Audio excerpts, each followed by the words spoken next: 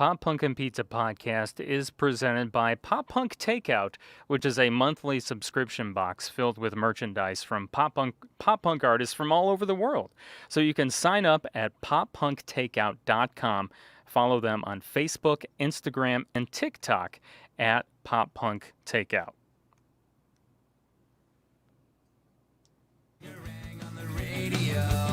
So turn it up, I'm telling you, I think I'm ready for something new. Hey, hello, it's nice to meet ya. Hey, come in and have a slice of pizza.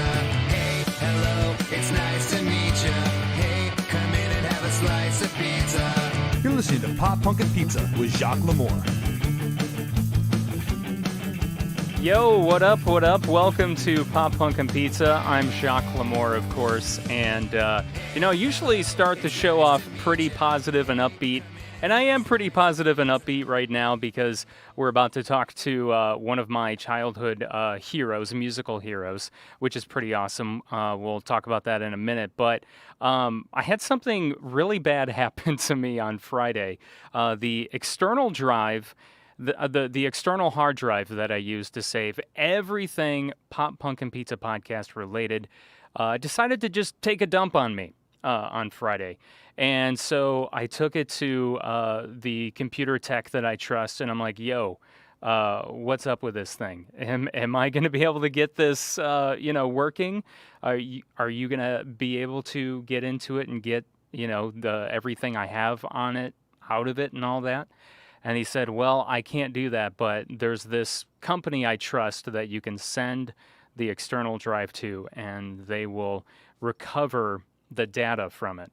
Well, before I recorded this episode, I got off the phone with the company, and they were able to look at the drive, and they told me that they can recover all the data on there. So, all the audio files and video files, all that stuff. But it's going to be a lot of money. They told me about $2,400 for this. So I'm like, kind of flipping out right now on that. So I'm trying to figure out exactly how to raise the funds for that, because I don't right now have all that money in the the Lamour Media Bank, if you will. So I'm bringing it up to you because I'm thinking about starting a Kickstarter for this, and if I do, I kind of want to know what you would want some of the pledges to be, what some of the the perks or the rewards would be, because I'm thinking I'm most likely going to do some type of Kickstarter thing to help fund and recover all the files that I lost and help cover the costs of that. So let me know if you think of anything. You can always hit me up on Facebook, Twitter, and Instagram at Pop Punk Pizza Pod. So, if I did do a Kickstarter, what kind of rewards, perks would you want? So without further ado, it's been almost 20 years. In fact, this Saturday, August 21st, it will be exactly 20 years since one of my favorite albums of all time was released, and it was most likely one of your favorites too. And that's Start Static by Sugarcult. And it was their debut record. It really made quite an impression on me as an 11-year-old kid. And I'm super stoked to welcome to the podcast lead guitarist Marko DeSantis. Hey, how you doing? Good. How about you, Marko? I love the canned applause. It sounds great. Just, awakens my rock and roll ego. I was gonna say it kind of brings you flashes back to playing shows and all that stuff, right? Oh yeah, dude, it's so weird. I mean, it's not a normal thing most people get to experience in life. And as you move through life, now that we're not out there on the road all the time like we used to be, it's kind of like I'll be waiting in line at the supermarket, and I'll just be like, am I from another planet? This is just weird. I've experienced weird things that I don't want to say we take it for granted while it's happening, but you acclimate to it. You acclimate to this weird reality where there's you go somewhere where you've never been before, like Milwaukee or fucking, Osaka or something like that. And there's people who know who you are And better yet, know the words to the songs you made up in a tiny little room with your friends just for fun. And that's like the weirdest thing in the world, especially now that I've had some time to like reflect on it, because it's not like a normal thing, Yeah. It's weird. It's so strange. I mean, you've had quite a few years to kind of sit back Oh yeah, and think it's been about a that. long time. Yeah. Yeah. And I would imagine that has to be the weirdest feeling. And from just the conversations that I've listened to about artists, kind of during their super, super busy time of their career, they Mhm. always talk about how things are just happening so fast that you're just trying to keep up with it all, and you're not really thinking about like, wow, like, maybe you do for like a second. You're like, wow, this is amazing, but then, the next thing you know, you got to go off and you got to do this thing, and it's on to the next. So Well, for sure. I mean, it moves really fast, and it does sort of feel like a whirlwind, almost kind of like a dream or something, where when you're having those dreams that feel so real that like it like is like shocking when you wake up. You're like, oh my God, that wasn't real. It's one thing when you're having the dream that feels like some crazy like psychedelic mushroom trip, that you obviously, while you're in the dream, you're cognizant that this must be a dream. do you But know then what there's that's do you know what that's like? Is that why you're saying it? no, well, I don't know. I'm just But kidding. no, Just it's kidding. it's just like there are those dreams that feel like clearly this is like this isn't real. But then there's the ones where you're like, it's just an enhanced version of something that could totally plausibly be real, and it's with people in it. That's what it feels like when you're in like rock and roll motion. Mhm. Because you're like, well, there's Tim, there's Aaron, there's Ben or Kenny, and there's our guitars, and these are our songs, but we're in some place we've never been before, and all of a sudden we're playing this music, and people know who. Well, I mean, it wasn't always that way. We had a pretty long come up, Yeah. before we got to the point where people actually knew our stuff. To the point where we actually got used to the idea of rolling into a venue, unloading our gear, setting it up, and then playing to like less people than there were in our band. Mhm. We would just kind of call those like live band practices. Right? Yeah, that's kind of what when I was playing in a band actively, that's pretty much what we call them too. Right. It was like, it's band practice. And it's still better than a kick in the head. Like I'd rather play on a Tuesday night in some like random place in front of two people than just sit home and watch TV. You know what I mean? Right. Oh yeah, it's better than, your brain just rotting. It's just so just sitting fun. I there. mean, playing music is so fun. And I think a lot of, I don't know, I guess when a band achieves a modicum of success, it starts to like, you retroactively start to kind of frame it like, oh, well, this is my career, and this is what, this is my vocation, and I've planned on this. But really, it's, it's just a confluence of dumb luck, hard work, all that stuff. But no one really deserves to be successful. I know a million musicians just from my hometown alone that are just as good as anybody in our band, if not way better, in anything we could ever do. So you do have to remind yourself that it's like just the opportunity to play music is worthwhile in and of itself. And it doesn't have to be a means to an end. It doesn't have to be this like, oh dude, it's like popularity contest. Like how many, what chart position are we? How many records do we sell? How many hoodies do we sell? Like people get attached. I remember once we started getting in the professional realm, like interacting with other bands, and of course I won't name names because I'm a gentleman, but like you would see bands where like, they're literally like, they kind of forgot about the rock and roll aspect of it. And it just became this like they were like statisticians. Is that what you call someone who does, who measures statistics? Like just constantly like, dude, our new song is like climbing up the charts, and our units that we've sold and the tickets we sold, and that we did $10 a head in merch. And you're like, dude, shut the fuck up. That has nothing to do with rock and roll. You know what I mean? Like, that's just icing on the cake. That has nothing to do with why we do this.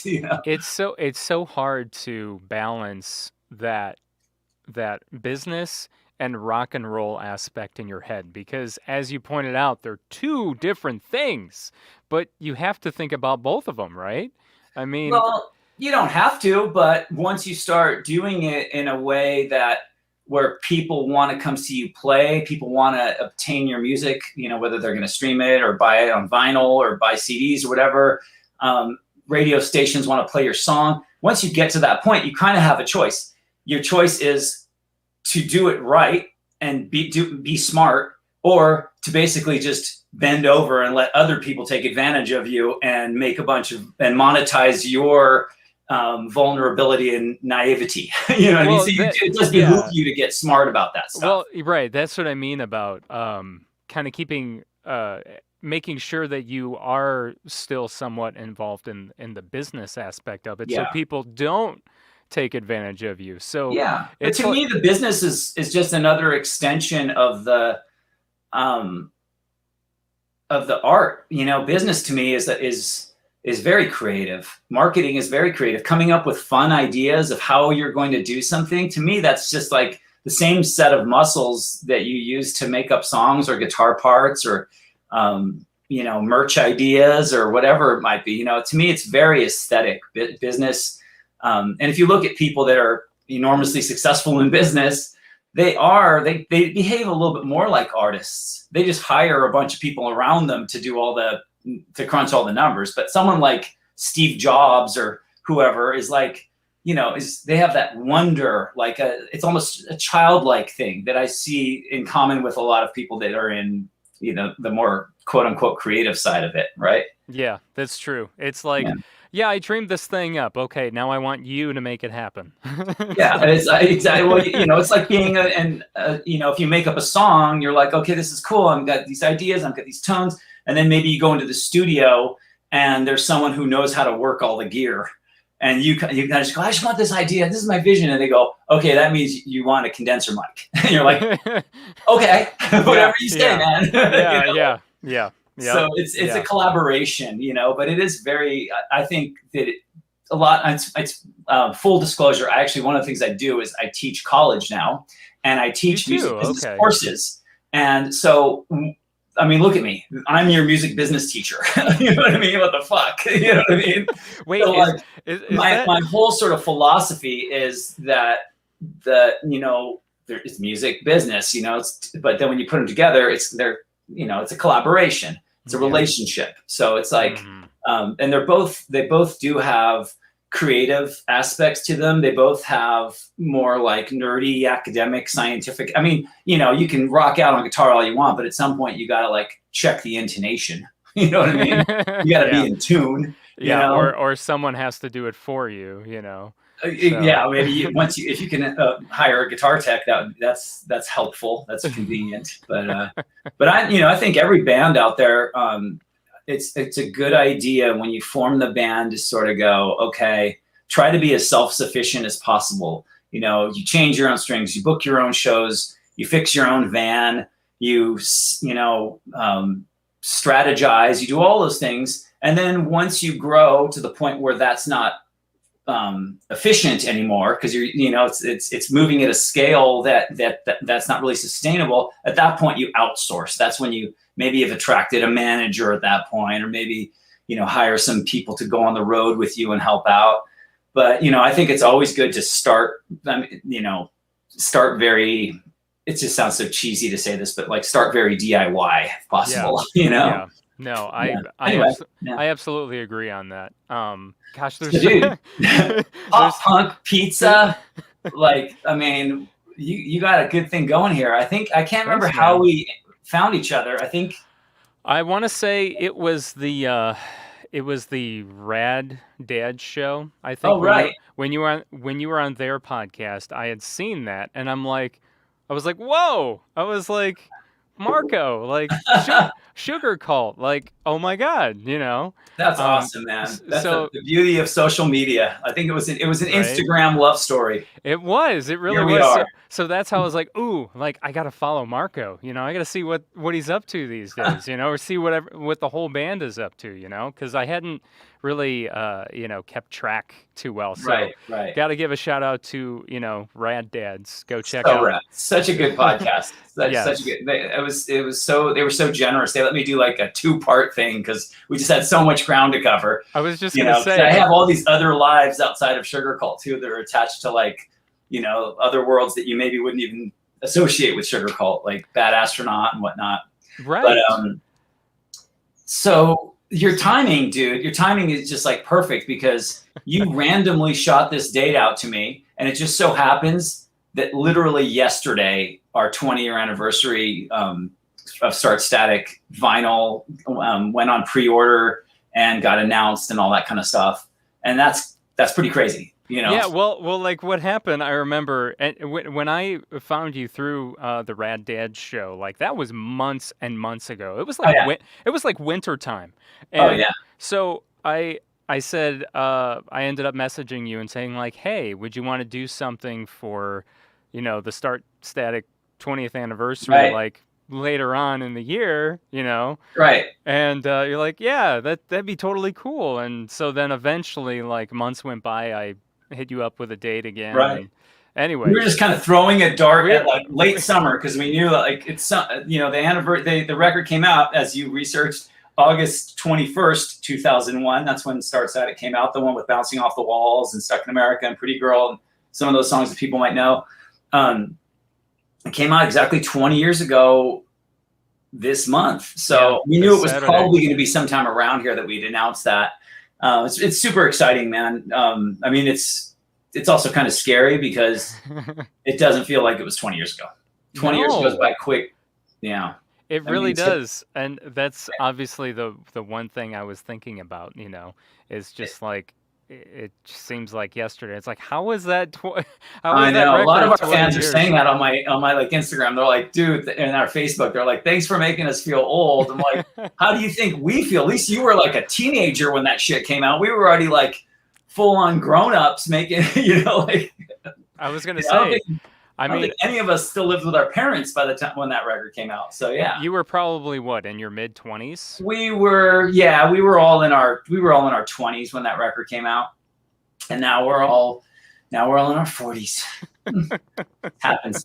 I mean, as my friend says, getting old is what happens when you don't die. So hey, I'll take it. It sounds kind of morbid, but like, no, I mean, it's a better option. Trust me, it's definitely worth looking into, kids. Yeah, they're 100% right on that.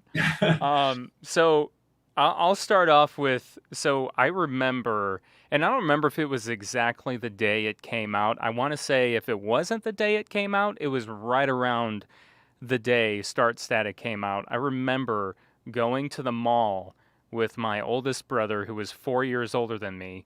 I was 11, by the way, so he would have been a teenager. And he could not drive yet. So my mom drove him and I and one of his friends to the mall. And I remember them buying Start Static. And what made you want to buy it? Or what made them want to buy it? So you can thank Warped Tour, of course. Oh, cool. Because we had seen you guys, right? I didn't go to Warped Tour until 2002, but I think you guys were on that Warped Tour as well, possibly. Yeah. I'm getting something here. Yeah, I have a bunch of. I'm so crazy. I have these. You're gonna trip out. Am I? Somewhere I have them. Oh yeah. So Warped Tour 2001, they equipped us with a box full of these. I have a couple of them. Okay. And these were like literally because we knew our record was coming out in August of 2001. So yeah, a sticker on it that says, "Oh, you know what? I think we had one of those." Right. So this was literally our handshake with America right here. Yes. We got the Warped Tour 2001, which is like the holy grail for a brand new band. We were a brand new band with our brand new record. We started recording Start Static. I remember this very vividly. It was. I remember we signed our record deal February 2nd of 2001, which I had just moved down to LA the day before. I quit my job at a record store, moved down to LA. And then in the spring, probably in April, we went into the studio to record it. and probably took most of April and May, because I remember Joey Ramone from the Ramones died while we were making the record. There was Easter while we were making the record, and there was my birthday, which is May 3rd, while we were making the record. So I just remember those like milestones happening while we were making the record. And then we found out that we were going to get on the Warped Tour, and we left on June 20th. I think it was June 20th, 2001. Our friend Luke drove us out to Phoenix, Arizona from LA with our gear. We moved our stuff onto this bus with like 3 other bands sharing it with us. And we were supposed to play for 2 weeks, and things just went well. And the Warped Tour was super cool. They thought we were nice people, and the bands were, we were getting along with everybody, and they were like, look, dude, if you guys want to stay on this tour, we'll just let you stay on the tour. Like, wow. This speaks to the Warped Tour. They had no reason to be nice to us. We're not on a big label. We don't even have a record out yet. And they were just like, you guys are working hard. You guys are being cool. You're, saying please and thank you. It's good to not be a dick, Yeah, right. And they were so cool. They were like, we just want to, we think you guys are going to do well, and the kids are digging it. So let's keep you on. And they let us stay on the whole tour. They're like, we'll find a place for you to play. That's absolutely. And, so 2001 was that was a big year for Warped Tour as well. There were some really big acts on the tour that year.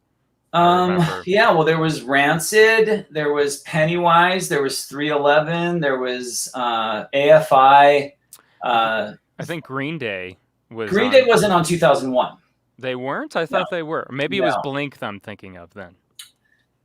No, I don't think either of those bands were on 2001. They might have been on 2000, or we were on 2001, 2002, and 2004. Yes, and I remember that. Yeah, but yeah. So, anyways, we actually did play some shows with Blink that summer. While we were on the Warped Tour, we jumped off the tour for about 4 days, and on the East Coast opened for Blink. Okay. And Newfound Glory.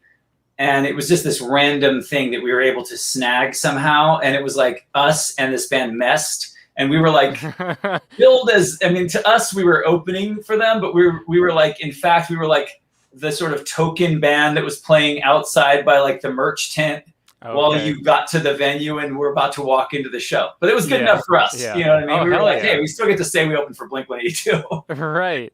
Yeah, I'm looking at the lineup now, and I guess they did play. Blink did play one date that year, but that was it. So, okay. Well, so maybe it wasn't like a whole tour kind of thing. But there was still, like you said, 311, Rancid. There was a lot of Me First and the Gimme Gimmes. A lot of great stuff on that tour. Yeah. And honestly, there was also Sum 41, Good Charlotte. I think Real Big Fish, like so many bands that we met on that tour that ended up like in the, in the months following it, like the following, like maybe early in 2002, just one after another, those bands would like reach out to us and go, hey, would you like to open for us? So we got to open for Good Charlotte. We got to open for Sum 41. We got to open for, like, we just were like the consummate opening band. We just grabbed every tour we could get. But honestly, most of those relationships were built on the Warped Tour. Oh, the Ataris were on that tour too. And you see that Ataris record back there. Sorry. Yes. I was kind of reversed. I had played in the Ataris early on, way before Sugarcult and way before the Ataris became successful. Like when they were just like, Chris had just moved out to my hometown, Santa Barbara, California. Wow. He moved out on a wing and a prayer when he was just a teenager. And had a record out. He got a record deal to put out the first Ataris record, and he moved out to my hometown. I met him the day he got there, and he asked me if I would play bass in his band. And I was like, I don't know. And he's like, dude, I've got some tour dates, and all I heard was that. And I was like, yeah, let's do it. Because I was just so, like sitting there in Santa Barbara without, not really doing anything. And I just figured, hey, I'm going to learn something. And this kid seems like he's got something going on because he's got a record, Right, yeah. But that was kind of a cool little education for me. And it only lasted for a short amount of time. And then the Ataris kind of crumbled and then, came back to life as the band that we all know as the Ataris now, with like their cover of Don Henley on the radio and all that stuff. Right. But crazy stuff. They were on the tour too. So I would actually go out on stage and play guitar on a song with them on the 2001 Warped Tour. It was super fun. Just a lot of the very communal atmosphere. Bands all became really good friends, and we learned so much. I mean, it was like grad school for our band, because we were just able to just observe how other bands like worked an audience and how they set up their gear and how their the business structure worked. Like, okay, who's the tour manager? What is, you know, just learning what people do, learning the etiquette, and just being able to do that every day for 2 months. It's just like, that's just an education that's just invaluable, you know? Yeah, absolutely. I've always thought of the Warped Tour, if you ever got to be on it, it's literally, like you said, it's grad school. Yeah, it's gnarly. Yeah, it really is. And it's intense. It's extraordinary what they are able to pull off. I mean, every day in a different city, and it starts at like 11 in the morning and goes until practically 11 at night. So it's like, it's almost like unfathomable. It's almost like, how does it even work? You know, I've done it 3 times and I still don't understand how it actually happens. Like Kevin Lyman, and at any given time you run into Kevin, who's like the guy who runs the whole thing. Right. And he just seems so like relaxed. He's just like, yeah, he does. Going fishing and I don't know, want to play poker, and you're just like, how are you not like just pulling your hair out, freaking out, having like, having an anxiety attack? Like, it's just so crazy, the amount of moving parts in that tour. But it was really an amazing, just blessing for our band to be able to have that experience right when we needed it the most. You know, right before this record came out, literally the Warped Tour ended in early August, and this record came out in mid to late August, and we had gone around the country handing these things out to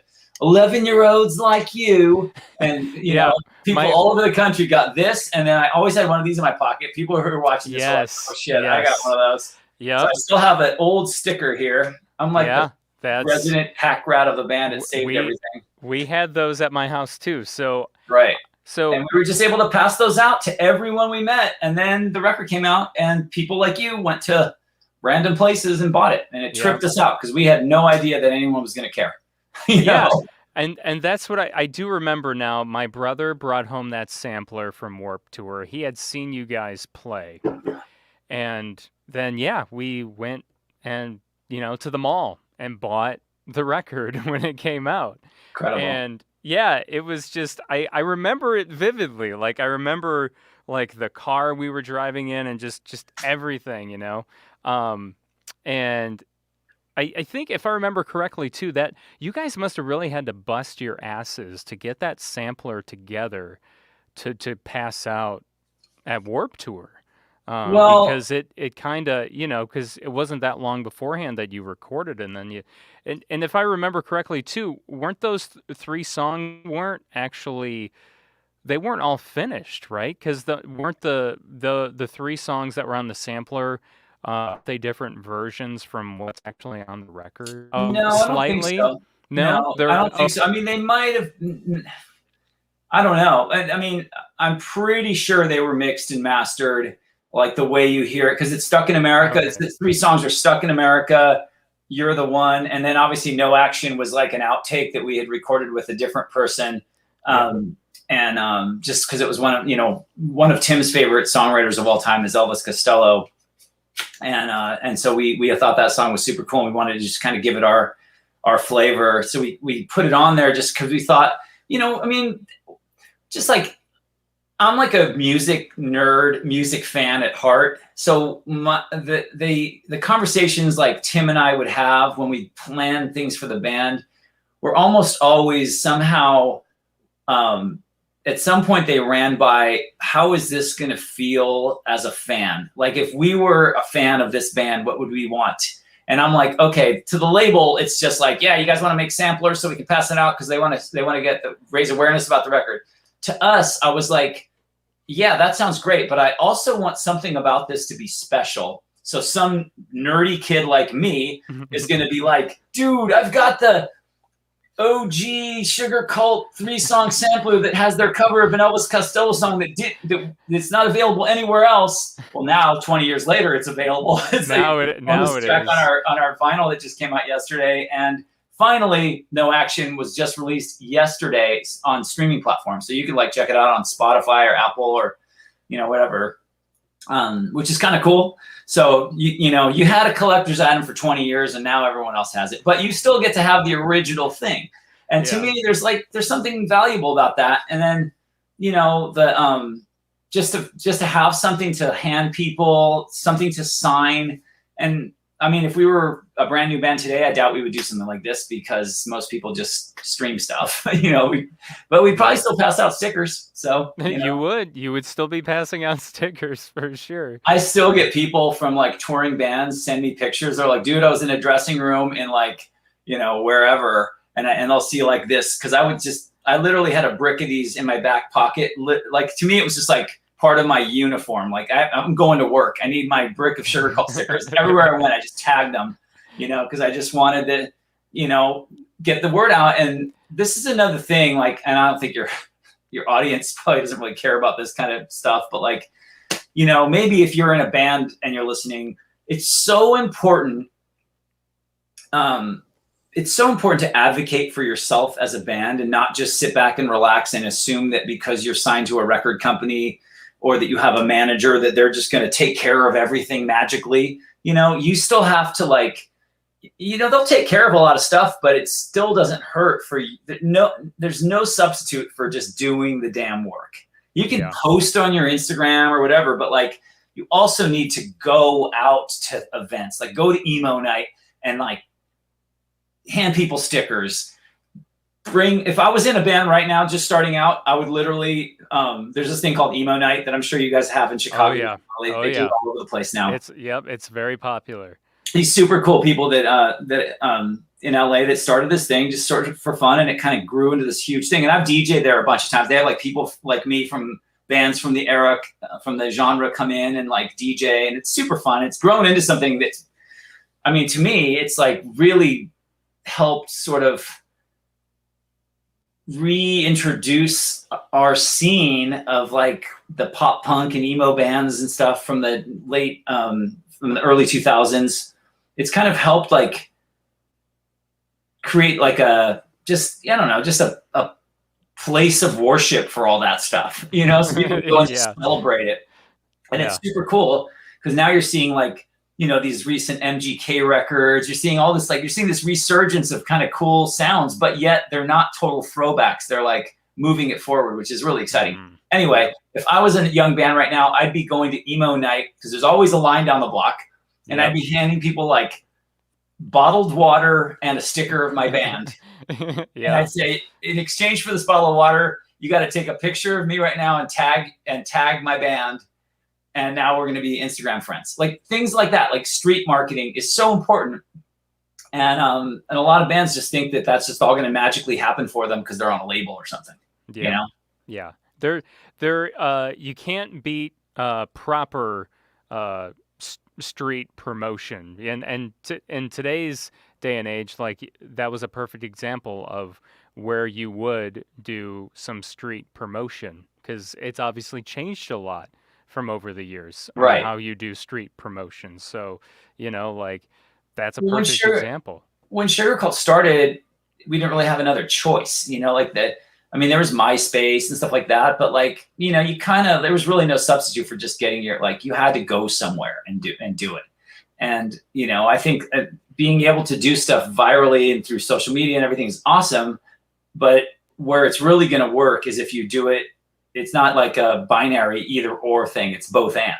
If you do that and go out there and not just promote your band, but also involve yourself in whatever scene you might have. Like we came from a pretty small town, and if our friends' bands were playing and we had band practice on like a Wednesday night, we would just like finish band practice and as a band go over and like go see our friend's band. So if there was like 3 or 4 guys in the audience, it was us watching our friend's band. And then they would kind of, we sort of paid it forward. And then they would be like, dude, thank you so much for showing up. That's so rad. When are you guys playing next? And they would come and we had this like, none of our bands really sounded the same, but we created this kind of like community vibe in our hometown where like we all sort of just like supported the idea of being a young band, and we would like share gear, help, just give each other like, invite each other to like open for each other. It was just kind of created this little scene.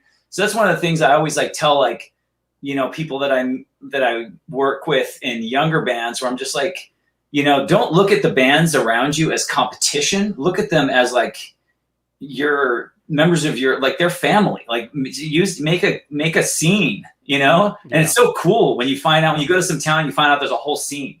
Usually there's one or two bands that are really good, and then there's mostly like shitty bands, but it's still kind of exciting, Yeah, no, that's true. But yeah, I mean, luckily, I can say like the Chicago like pop punk scene is a lot like that, where everyone is always at each other's gigs. That's awesome. And helping each other out, this and that.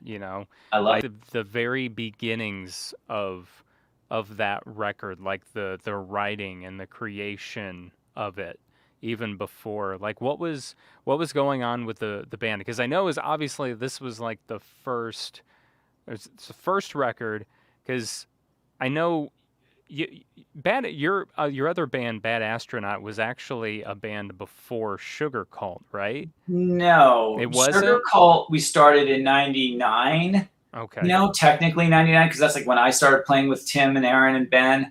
For some reason, I thought Bad Astronaut had been a band before Sugarcult. No, Bad Astronaut started, I think, in 2000. Oh, okay. So because Bad Astronaut it's a side project with like Joey from the band Lagwagon and Derek, who used to be in Lagwagon. And I remember the way the band started was Sugarcult had been getting pretty busy. We were still unsigned, but we had been getting pretty busy.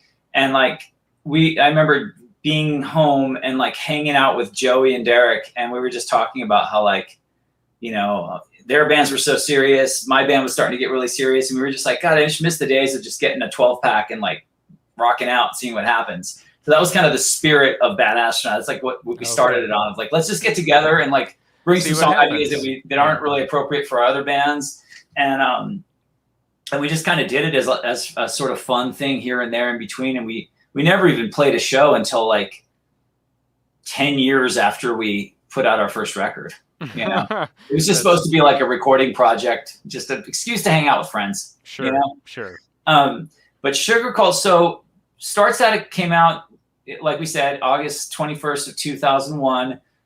We had gotten a record deal earlier that year. And before that, we had been a band for, just about 2 years. And there's a thing out there called Wrap Me Up in Plastic. It's kind of it's hard to find, because we might actually put it out. I'll tell your people, if anyone cares, we might put it out at least digitally soon, because we just figure why not. But it's basically a collection of our old demos, because we would kind of like write a batch of songs and then go into local studios and record like 3 or 4 songs, just like on a, wing and a prayer, get a bro deal, because our friend worked at the studio. And so we would make demos. Actually, our drummer, Ben, was really good at recording too. So he had like sort of a makeshift recording studio in our same, like, it was like a storage bin that we practiced in. And then it turns out, I didn't even know this until I had been in the band for a couple months, but Ben actually also lived there. Oh God. I was like practicing, and I looked behind some piece of fabric, and I saw like folded up like t-shirts and socks. And then I saw like canned food, and I'm like, do you live here? And he's like, oh yeah, I totally do. And I'm like, dude, is this even like, can you do that? Like windows? Like, this is a fucking storage bin, like, Storage Wars. Like, yeah. And we were like practicing there because it was just like cheaper than getting a real studio, and he had tricked it out. So he would record us, and we put out these little batches of demos, and we would just burn them like on Ben's computer while we were practicing. We just sort of had this little assembly line of burning CDs, and then we would grab a Sharpie and write Sugarcult on it. Yeah. And then, I've told this story a million times, but it's kind of fun. There was a local radio station, and they would take their CDs out of like the jewel cases. They would like get a CD, get the CD out, put it in their computer system, and then they throw the jewel cases away because they're just too much to store. Right. So we heard about that, and we went, like, drove by there and dumpster dived outside of the radio station and found like just hundreds of jewel cases, and we would use those to put our CDs in. Dude, that's smart. And then go to like the little like Kinko's copies and make little like make little inserts. I think Yeah. I might even have some here. Look, I'll show you. It's kind of funny. Told you I saved everything. So That's awesome. we would make, we like literally handwrite on these things, Oh man, that and is then so like cool. go to the like Kinko's and like hand cut it. I mean, they're so railer. They're just like pieces of printer paper with like, Yeah. that's a picture of Aaron blowing a bubble that popped. And we try to make it look like an album cover, and then we would like, It looks legit. then we would like play a show. I mean, this was the hard one to do because you had to like fold it in such a way where it would like make the spine. Yep. So like we tried to, it's kind of embarrassing, but like enough years have gone by. Like I just look at like we were trying so hard to like sort of manifest becoming the real thing by like sort of faking it. I don't think it's make it. Like I don't think it's embarrassing. Record company, Yeah. logo that we put on there, and I don't think it's embarrassing. I mean, I think you guys were using all of the resources you had at your fingertips. That's exactly what we were doing. And like, someone would come to our show and take a picture of us playing, and we would just like use those photos without overthinking it. Use those as like the pictures on the inside. Yeah. Yeah, that looks we had mail order. We were trying to do mail order. And then we would sell these at our shows for like $3, $5. Usually people would be like, oh, dude, I'm good. I want to drink.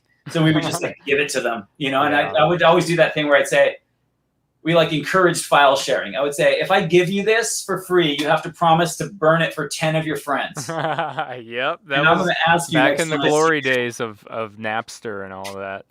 So all these like record companies would say things like, bands that do it themselves, they really give themselves like, this is the most cringy term, but they would say street cred. Like you got street cred, like credibility because you like put out your own music. Like, and so we made one it was called Sugarcult Get Street Cred. Like it didn't even have a cover. It's just like, fuck it. That's just so badass that you still have all that stuff. So yeah, we would this one's funny with Tim when he was a little kid. And so we would just do these things. And I mean, you see it's like handwriting on the back of like a notebook paper, then ripped out, and just so we would do those things just to sort of like in our hometown, almost like a joke, because we were from Santa Barbara. So people were like, no one was really taking music in our town. They weren't taking it that seriously. Anyone who was taking music really seriously would move to like LA because it's like 100 miles away. Right. So we could sort of get away with being kind of a big fish in a small pond in our hometown where we could behave like we were like a famous band, but people figured we were just doing it for fun.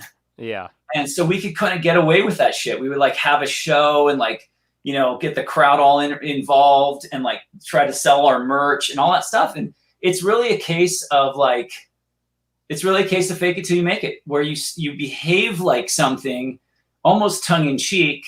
And I always said to the guys in the band, I'd say, when we play these shows, let's not play them like a local band. Let's like literally hit the stage like we're a touring act that's just like in town. Like, don't be like joking with your roommate in the crowd, and no one wear like street clothes. Like we would always wear like suits or like, like really outrageous kind of, kind of not costumes, but like we wanted to like look like we came from like we were from like England or something. We didn't want to like. I feel like you guys kind of pulled that vibe off even, after getting signed and everything. I feel like you kind of had that image of, hey, this band could possibly be from England, Well, thank you. I'm glad, because we always wanted to have that mystique. Like even on the Warped Tour, the temptation when you're on the Warped Tour, like everyone and all the bands start trading merch, and before you know it, like you're wearing shorts and a Motion City Soundtrack T-shirt and like flip-flops, and like you just completely given up. And we were like, fuck no one's allowed to wear blue. We had rules. We're like, no one's allowed to wear blue jeans on stage. You can wear blue jeans whenever you want, but like on stage, no one's allowed to wear blue jeans. No one's allowed to wear shorts. And we tried to minimize wearing like T-shirts of other like bands at first, because we didn't just want to like, kind of wanted to keep it kind of, it sounds so cheesy to even explain it, but like we wanted to maintain some kind of like our own thing, you know, like, No, we're not just another band. Like you look through alternative press and see like 10 bands with the same hairstyle, like, which is cool. Most of those bands are great, but like, we just wanted to kind of keep our own little corner of the room, like kind of be the weirdos at the party, you know? I mean, everyone, I feel like, maybe not everyone, but you know, a lot of people try to do that. They try to find their own image. Yeah. That can become their signature potentially. And it backfires. Like we got this one year, me and Tim got this crazy idea to like, we got really into wearing leather jackets on stage. And then we found like at a Walmart, we found in the women's section, like basically fake leather jackets. They were like these zip up kind of black, like pleather women's jackets. And they were like kind of stretchy. So they were a lot more comfortable than wearing like actual leather jackets. But they were like basically like a plastic bag. You're like zipping up, and then you're playing a Warped Tour and like you're playing like an outdoor show in Florida and Texas. And we have those things zipped up to the top, and you're literally just like drenched and so hot. You're like, you know, I thought I was going to faint a few times, but you're kind of just going, okay, we got to go through with this. You know, we got to suffer for our art, you know? So when it came to, you know, you had been playing for a year or a couple years. Well, no, I guess by the time the beginning of 2001 is when you inked the deal. So let's talk about the signing to the label. Right. How did that? And I apologize to finish up for your previous question, because I know I kind of go on these tangents. It's like good, man. We made those little recordings, and basically what we were doing was workshopping our songs. And some of the songs, there's a few songs that ended up on Start Static that, you know, I Changed My Name was an old Sugarcult song from early on. Crashing Down, super old Sugarcult song. Lost in You was pretty old. The hidden track Underwear that you can only have if you have the original CD, because now it's not even anywhere. No. That was like recorded before Sugarcult was even Sugarcult, when it was just like Tim and our drummer Ben, you know, horsing around in a room, and we literally used their recording of it on our record, you know? So that's kind of a cool bit of trivia.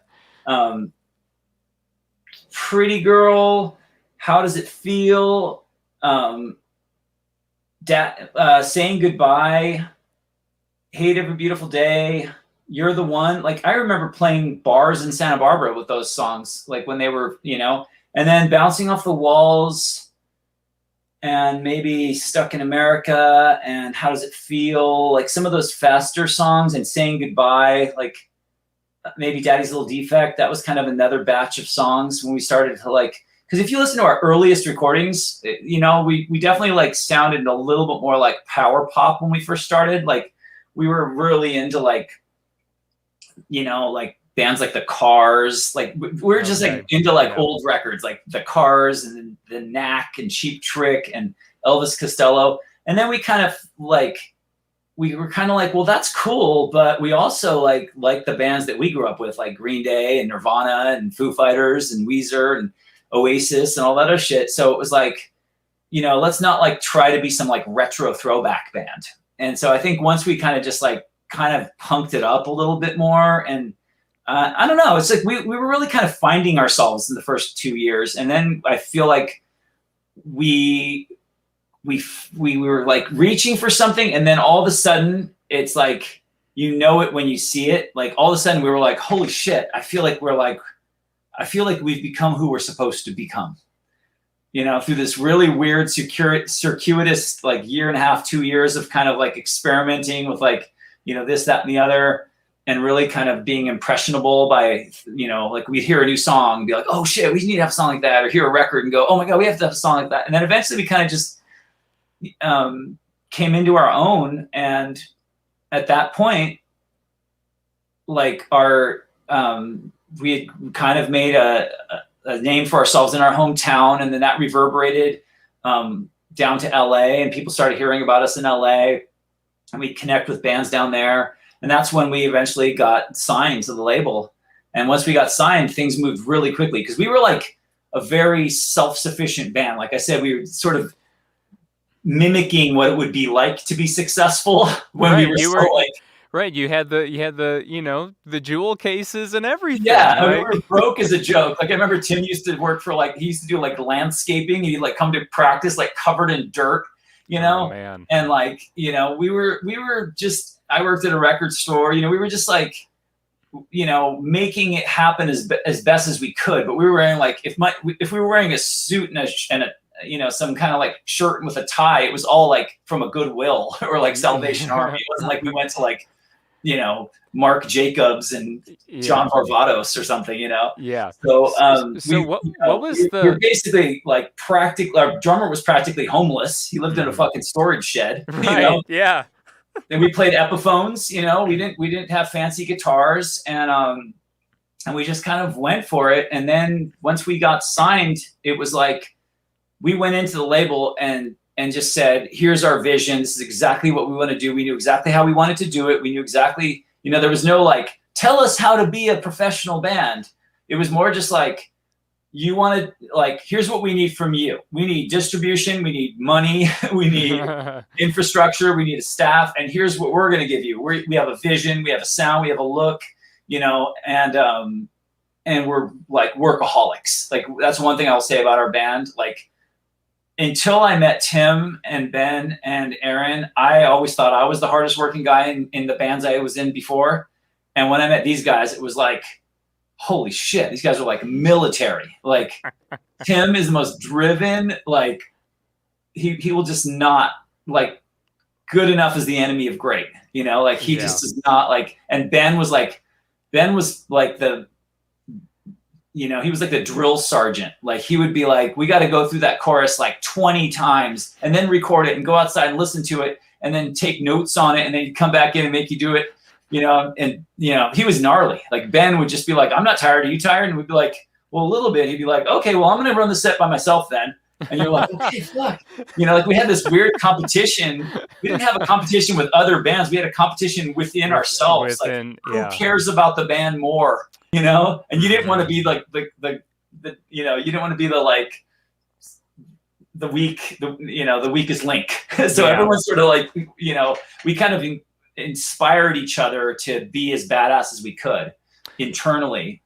Yeah. So what was there a particular song or I know a lot of bands, they'll send in demos or whatever samplers to record labels. Especially around that time, was there a certain song that piqued to their interest? They're kind of like, oh, okay, we need more of that. Or, I mean, what was?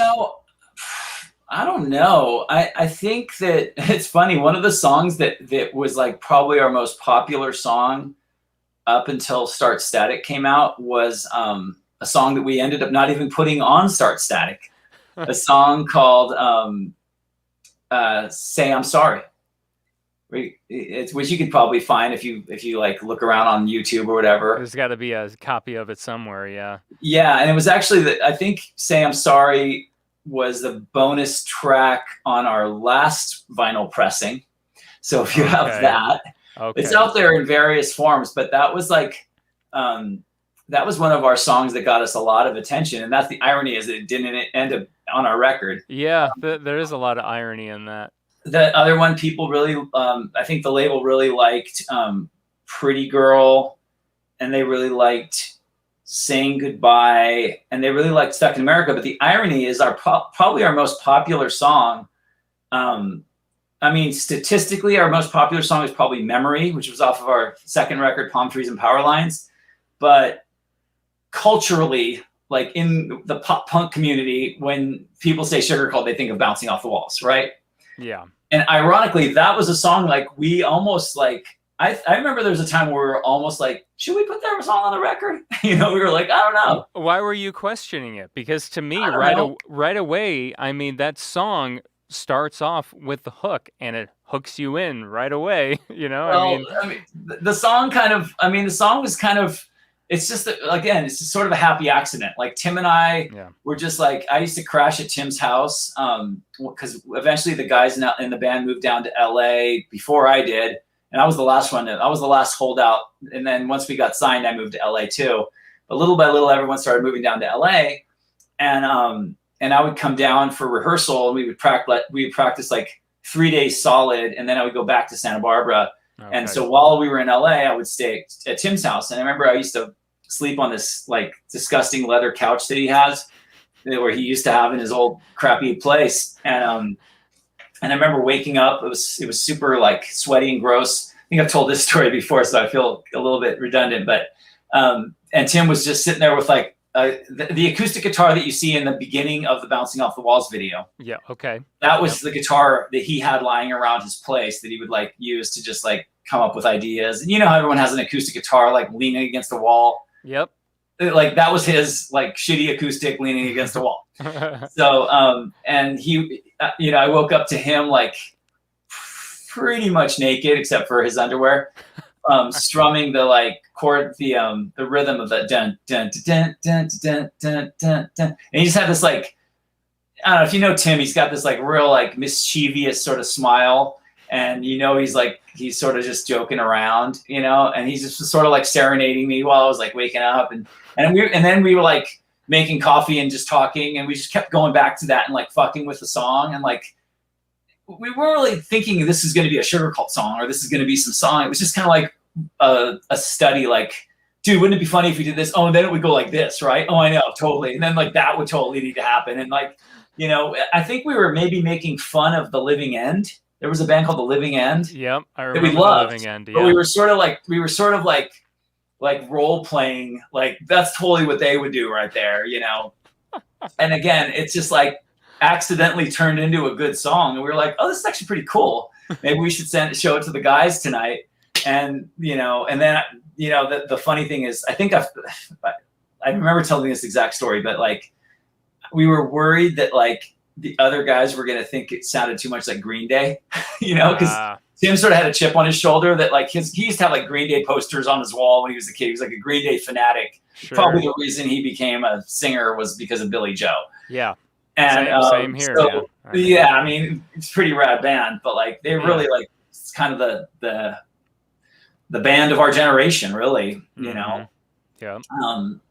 I look at like Green Day, and to me, like Green Day and Nirvana are basically like the Beatles and the Stones of my generation. Yeah, I would say that is so accurate, and maybe, well, no, Foo Fighters were kind of. Well, the Foo Fighters sort of supplanted Nirvana. Well, they were like after a more cheerful version of Nirvana. They sort of carried the Nirvana spirit with them. Yeah. But like I would say, fair enough. Like in the absence of Nirvana, since they they died young. Right. I think the like pillars of our generation right now, as far as rock and roll goes, are probably Green Day and the Foo Fighters, as far as rock and roll goes. Yeah. And you've got tons of other great, obviously Weezer's awesome and all these other things, but like those bands are just like, somewhere between that. Like if I'm sitting next to someone on a plane and they say, oh, you playing a band? Okay, Sugarcult. I don't know if I've heard of that before. I basically, what do you guys sound like? I'd basically be like, oh, it's somewhere between Green Day and the Foo Fighters. Yeah. It's just a nice, quick, handy, like go-to to just get some like, mainstream person off your back so they don't talk to you too much on the plane. You don't want to get into the like weeds and be like, well, we're sort of like Super Drag mixed with early Elvis Costello, and like, you don't want to get into the weeds. So you just because they're like, I don't know who that is. Yeah, exactly. Yeah. Yeah, dude, they're probably the Beatles and the Stones. Yeah. I would say that's most accurate. So it's funny that Bouncing Off the Walls, almost you guys were contemplating on that, because it's one of your biggest singles from your records, all of them. I mean, well, at the risk of sounding like some like cheesy superstar that just won an award and is like thanking their fans, I do have to pass that on to the fans, because we didn't choose Bouncing Off the Walls as our single. We put up on our website like a choice of 4 songs and said to our, emailed all our fans and did MySpace and wherever. And we're like, vote for which song you think should be our next single. Cause we don't know. You're the ones who have to fucking listen to this shit, And Bouncing Off the Walls is the one they chose. So we're like, okay, fair enough. Bouncing Off the Walls it is. And that ended up being the, like, you know, one that kind of like changed the game for us, which is, so thanks, fans. Wow. You know? I don't remember that at all. Cause I mean, I was on the internet at that point, but I was very young, obviously. So, Well, then you don't get any credit for it, dude. I was going to say, I didn't vote cause I would have remembered that. Yeah. But everybody who did vote, you can send me your Venmo and I will send you $10. Okay. Wow. So, yeah. You might get a lot of people hitting you up now. Oh shit. Okay. Yeah. Might want to be careful. I don't care. Yeah. I'll take it out of Tim's share. There you go. So, you know, you finally you ink the deal, the record deal in, you said February of 2001.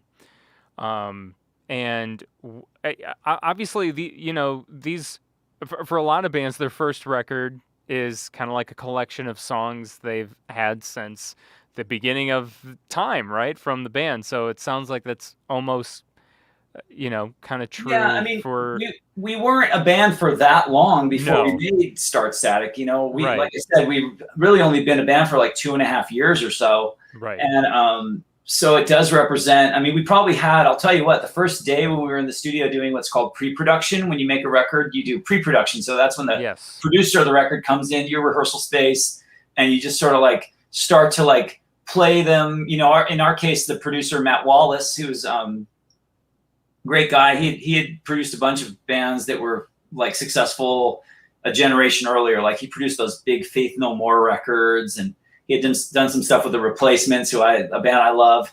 And so he was kind of the like adult in the room. So how did Matt come into the picture? Were you given an option of like, okay, this is who is available, or were you like, no, like? No. We picked Matt Wallace. We didn't know shit. We were just, like I said, we were just clueless, like just a young band trying to fit, But once we signed to the record company, they were like, well, we're going to need to have your record. When you go in the studio, we're going to need to find a producer. And we were just like, oh, okay, I guess that's what you do next. You get a producer. So we started meeting all these producers. And that's the one thing I will say, like, when you get a record deal, suddenly you become a little bit more attractive to, like, suddenly booking agents were like, hey, do you want us to be your booking agent? Does this band have a booking agent? Like, these things that we had, like, that had been so elusive to us for so long. Like, how do you get a booking agent? How do you find how do you get a producer? How do you get on a tour? Once you had, at least back in 2000, at least 20 years ago, I mean, shit's different now because you can be like a social media star and do all this shit completely on your own, which is awesome. Right. But back then it was like, there's a certain validation you got in the industry. And so, because they figured, well, someone's committing to put some money into this thing, and they're going to put some like marketing muscle into this thing. And so they kind of just sent it out. I don't know exactly how it works, but all the producers started sort of lining up, and we had like, it was a weird thing. You'd go with your manager and the A&R guy from the label and the guys in the band, and we would go have like lunch or dinner with some random person that was a producer. And they would say, well, the reason I should produce your record is because I produced this record and that record. And they would, show you the stuff they had done. And you're like, oh, that's pretty cool. And we met with all these different guys, and they all seemed pretty cool, but nothing really like. Tim's very particular. As a matter of fact, Tim now is probably one of the biggest producers in modern rock. I was going to say, Tim has, was it Neon Trees? Oh yeah. He had done, Neon Trees was his first big breakthrough success, but I mean, that's what I thought. He has 2 songs on the new Weezer record. He did a couple songs for the last Blink-182 record. Okay. He did Walk the Moon, Shut Up and Dance. He just finished doing the new Regrets record. He's done his producing career has just been insane. It's like a whole other life for him. Yeah. But I knew he had done Walk the Moon as well, and I knew there was a bunch of others, but I could only remember a few. So that's incredible. And it's a whole other story, but it's incredible. So back then we were the band trying to find a producer, and we met with all these different guys, and it's funny, like the last one, like I remember Matt Wallace came through the very last minute. We had pretty much decided on someone else. Do you remember who that was? No, out of respect to them, I'm not going to say, because Sure. I feel kind of bad that like we had sort of said, "Hey, we'll do it with you," I guess, and then we kind of like we met Matt and had to call them up and say, "Ooh, we're going to go a different route." Oh man, You know, that is the most like uncomfortable conversation. I know, but you know, it's your first record. You have to, you know, it's. You know, this is you don't get a second chance to make a first impression, right? Yeah. And so we were like, we need to, if, you know, we can't let like, this is sort of an emotional decision, but this is also a very critical decision who we make this record with. And I'll tell you what, the problem with the guy we had chosen is we had sort of worked with him before and sort of knew him a little bit socially. And with Matt, we only knew him as a producer. And we kind of liked the idea of like, in case things get awkward, we don't want to have to like lose a friendship or something out of this. Okay. So like there's that never mix business with pleasure kind of thing. Yeah. Like we can become really good friends with Matt once we've made the record with him. But I like the fact that we're starting off this relationship as like, we're the band, you're the producer. Yep. And so there was, I mean, you know, the other thing is like all the other producers we met with, we'd go out to some fancy dinner or lunch, and the record company would pay for it. This guy, we were like, well, so he came in last minute after, you know, and he's like, hey, if it's not too late, I would love you guys. I just had another, he was working on another record and it canceled or like got postponed. So he suddenly became available. And he was like, I'd love to meet with you guys if it's not too late. And we're like, okay, so where do you want to go to dinner? And he's like, dinner? Are you guys hungry? I mean, if you're hungry, we could order a pizza or some shit. Like, I just want to come to your studio. And we were like, who is this guy? Like, he's probably the biggest name of all the guys we met with. And like, he just wanted to get to work. Like, he was like, fuck dinner. He's like, we'll order a pizza. He's like, and so he comes into our studio and he's just like running around the room. Like, he's just like, play me all of your songs. And we're like, fuck, we have like 50 songs, you know. He's like, I want to hear them all. We're like, well, these are ones we don't think are very good. And he's like, I'll be the judge of that. I want to hear everything. So we're playing every song we have, and he's running around with like a notebook, just scrabbling all these notes and like listening, like putting his ear up to my amp and listening, and then like writing a bunch of stuff down, looking at my pedals, looking at Tim's thing, looking at the drummer. He's just like this maniac, you know. And we're like, what the fuck is this guy doing? And then he's like, okay, so can we come back tomorrow? We're like, sure. We come back tomorrow, and he's like typed all those notes out. Wow. And he's like handing us this amazing feedback. Like, here's what I think. The front part of that song is so cool, but you only do it once. How come you don't do it twice? And this part here, and then the tone here. And we're like, oh my God, this guy's like crazy. But we see like what makes him a producer, you know? Mm-hmm. And so he just helped us with like so many cool little like tips and tricks with like arrangements. And we did a week of pre-production with him. He wouldn't allow us to plug into our amps. He brought like his kid's toy drum kit and like these tiny combo amps. And he made us play like super quiet and go through the songs so that like we could just like make sure nothing, because you know when you play really loud, like a lot of stuff just gets lost because you can't really tell. Oh, that's true. You don't like hear slow the game down. Yeah, you don't hear certain things. Yeah, he's like, what's going on right there? Wait, how come you're doing it on the ride instead of the hi-hat right there? Okay, why are you doing that? Like, really kind of like slow this, like made us really like be intentional about everything we were doing, instead of like, are you doing that because it's the part that you just came up with first and you just wanted to get it over with, or are you doing that because that's the best part for the song? Yeah. And so many things got reconsidered, and like he really pushed us to come up with just cooler parts, trying different like tempos, different keys, and it really helped the record take shape. And then the most important thing probably, and I imagine Tim probably carries this with him when he produces records, is like he made the entire experience just really fun. Like we just like got to the studio, like pulled in the morning, just like got out of bed and like got in your car and went to the studio like excited, like, oh my God, I can't wait to see what today's gonna be like.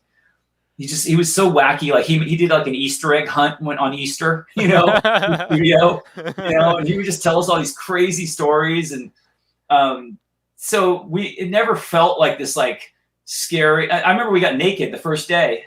The first day we started tracking, we decided to all get naked. And that was his idea? no, it was our idea. But Oh, it was okay. like his spirit that was kind of like creating that vibe where we're like, how do we all just like break the tension here, you know? And we were in the same studio where Guns N' Roses had recorded Appetite for Destruction. Oh God. It's this like legendary studio.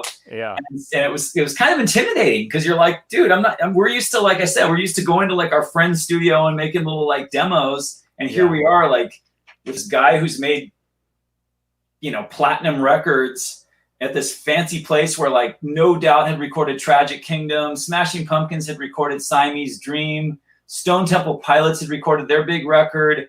And like I said, Appetite for Destruction was recorded there. And so you're in there, like, there's like some dude whose job is to go get you sandwiches for lunch. There's another person who like answers the front gate and like buzzes you into a gated parking lot. Like it feels so fancy. Yeah. And we're just like, we still see ourselves as this, like these broke, like wannabes from Santa Barbara that like somehow snuck into the party, you know? And so it was like, he made it so it felt fun the whole time. And it wasn't like stressful and, you know, and I feel like that comes across in the performances on that record. You listen to the record and it sounds, I mean, in my never to be humble opinion, it sounds like a rock and roll record's supposed to sound. It sounds young and raw and like real.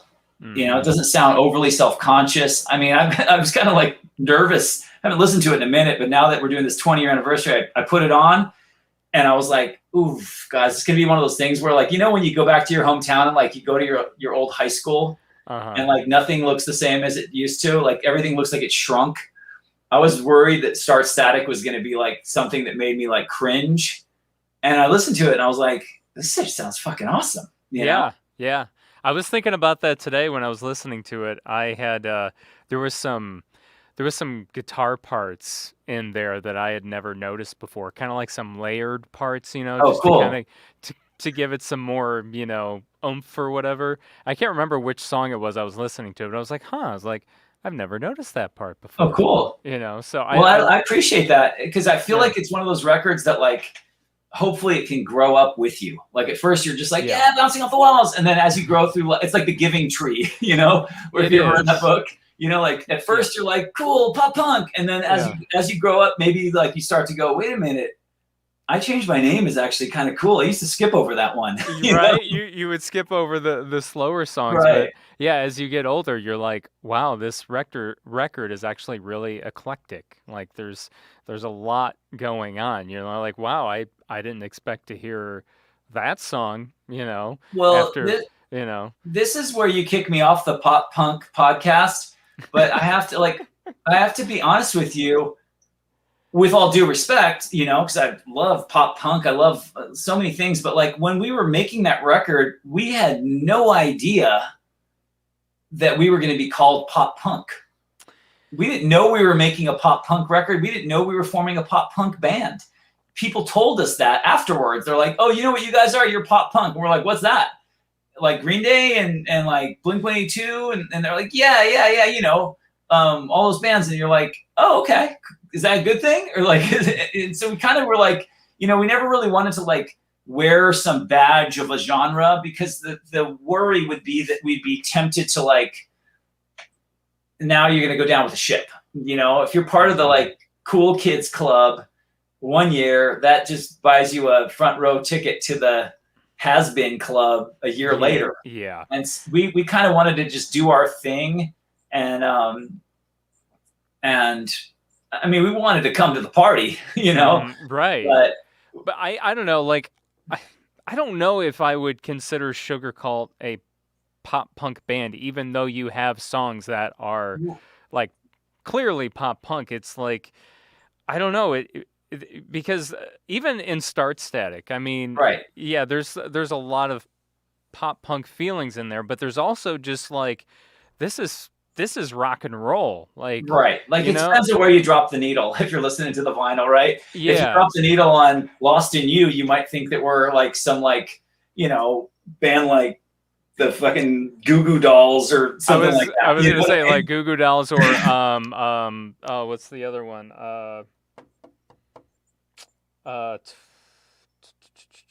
I'm forgetting their name. I know what you're gonna say. I already know. Yeah, I you already know. know. Rob Yeah. Thomas is the lead singer. I don't know. No, God, don't say that. I thought you were gonna say something slightly less lame. I thought you were gonna say the Gin Blossoms, but Well, Gin Blossoms too. Yeah, no. dude, the podcast is over the minute you say Matchbox 20. You're like, I'm fucking out, man. But no, seriously, like I love that, and I mean, I listen to it, to be honest, I'm looking at if you guys see me looking off to the side, I'm looking at this was the anniversary, not the anniversary pressing. This was the first edition we did on vinyl. I still have, I claimed number 500 because we did edition of 500. Oh, nice. Was that wasn't the 10-year? Was that the 10-year or was this? Well, I thought it was. I thought we did it for the 10-year, but someone corrected me and they said no, it actually just came out randomly. It wasn't like on an anniversary. It just came out like a few years ago. Okay. I guess it came out in 2013. So yeah, a while ago. So almost 10 years, but a little after. But I'm looking at the track listing. You're the One, Stuck in America, Hate Every Beautiful Day, Bouncing, Saying Goodbye, Daddy's Little Defect, Lost in You, Pretty Girl, Crashing Down, How Does It Feel, I Changed My Name, and then there were some bonus tracks. But You're the One is the one where like I listened to it, and that's the only one where like some of the other songs, like I was pleasantly surprised at, like I was like, wow, they sound better than I even remember them sounding. But You're the One, I always thought like we recorded it too slow. Like that was one of those ones where the producer was like, you guys should not play that song so fast. And we recorded it a little bit slower. And then I think every time we ever played it live, we played it like twice as fast. It was like, like on the record, it's like, and live is like, he played it way more frantic live. But it's kind of cool to have it like that on the record. But I just feel like it, that's probably the only thing, if I could go back in time, I would probably like, so maybe if you buy the vinyl of that, just kick up your RP, your RPM, kick up the RPM just a little bit just for that song, because it'll sound more like how you remember it from when we played live.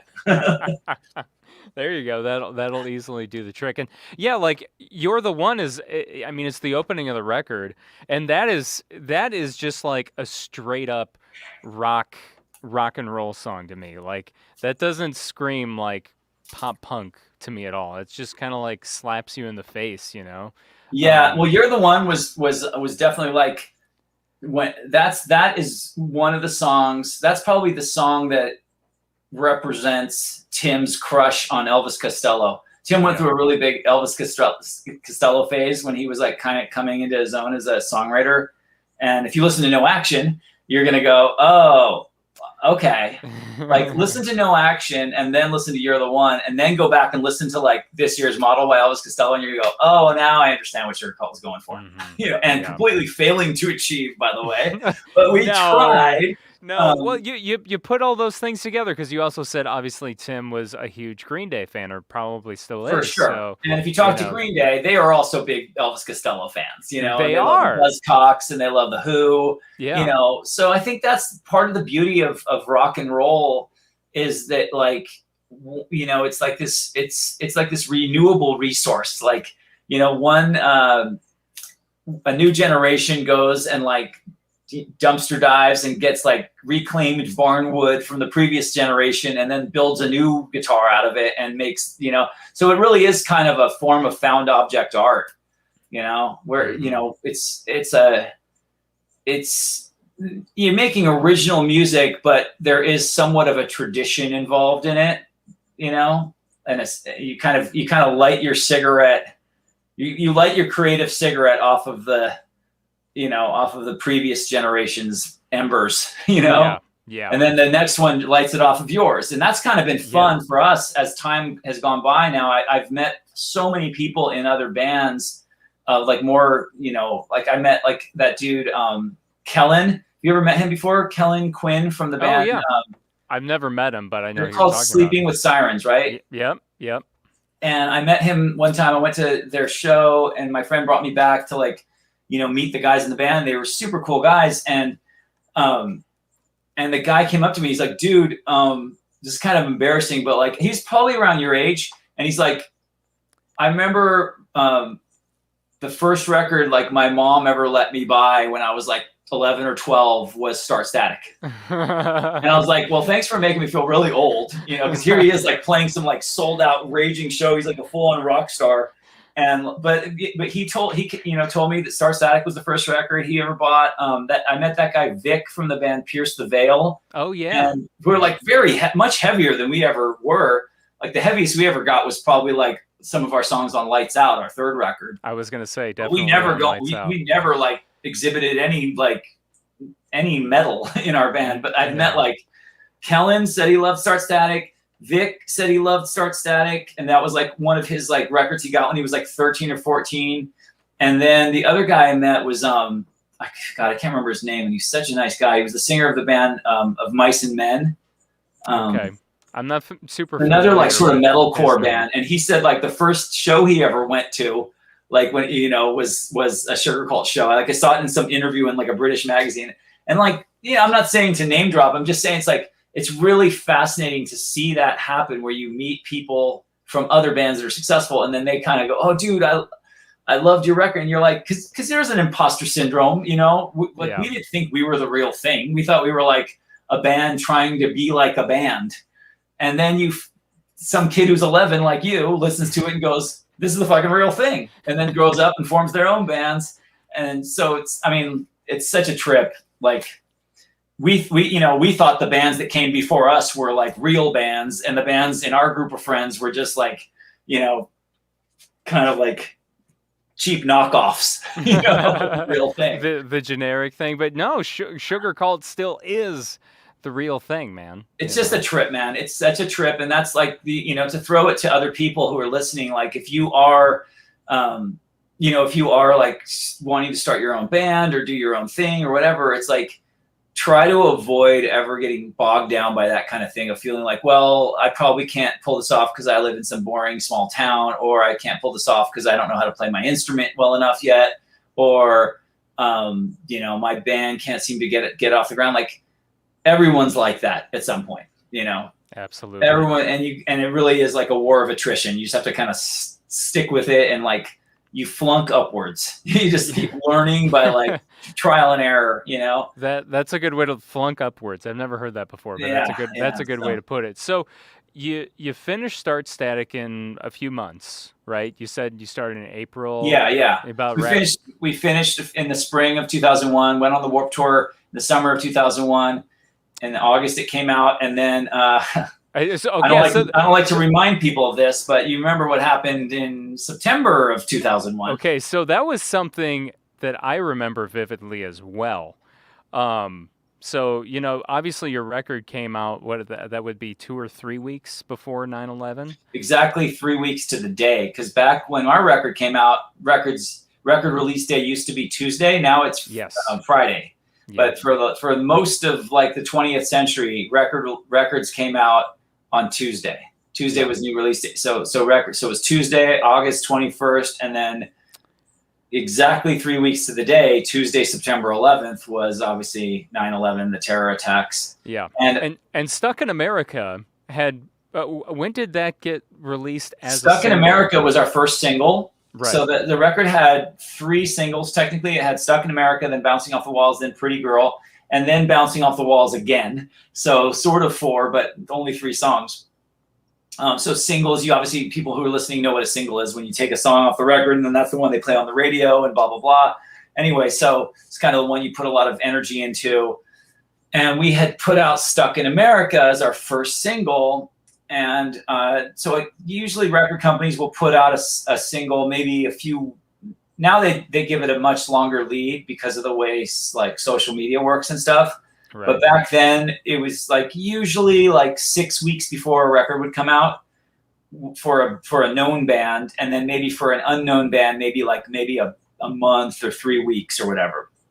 So I can't remember exactly when Stuck in America was dropped as a single.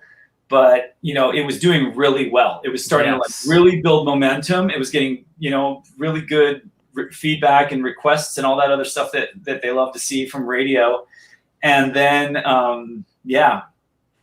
we were one of those bands where like I mean, I can remember at the time that like the day after 9/11, like it was like any song that possibly could be misconstrued as like anti-American is just cut. And our song was called Stuck in America. And the chorus, the pre-chorus said, everybody's talking about blowing up the neighborhood. Yeah, it was just like, how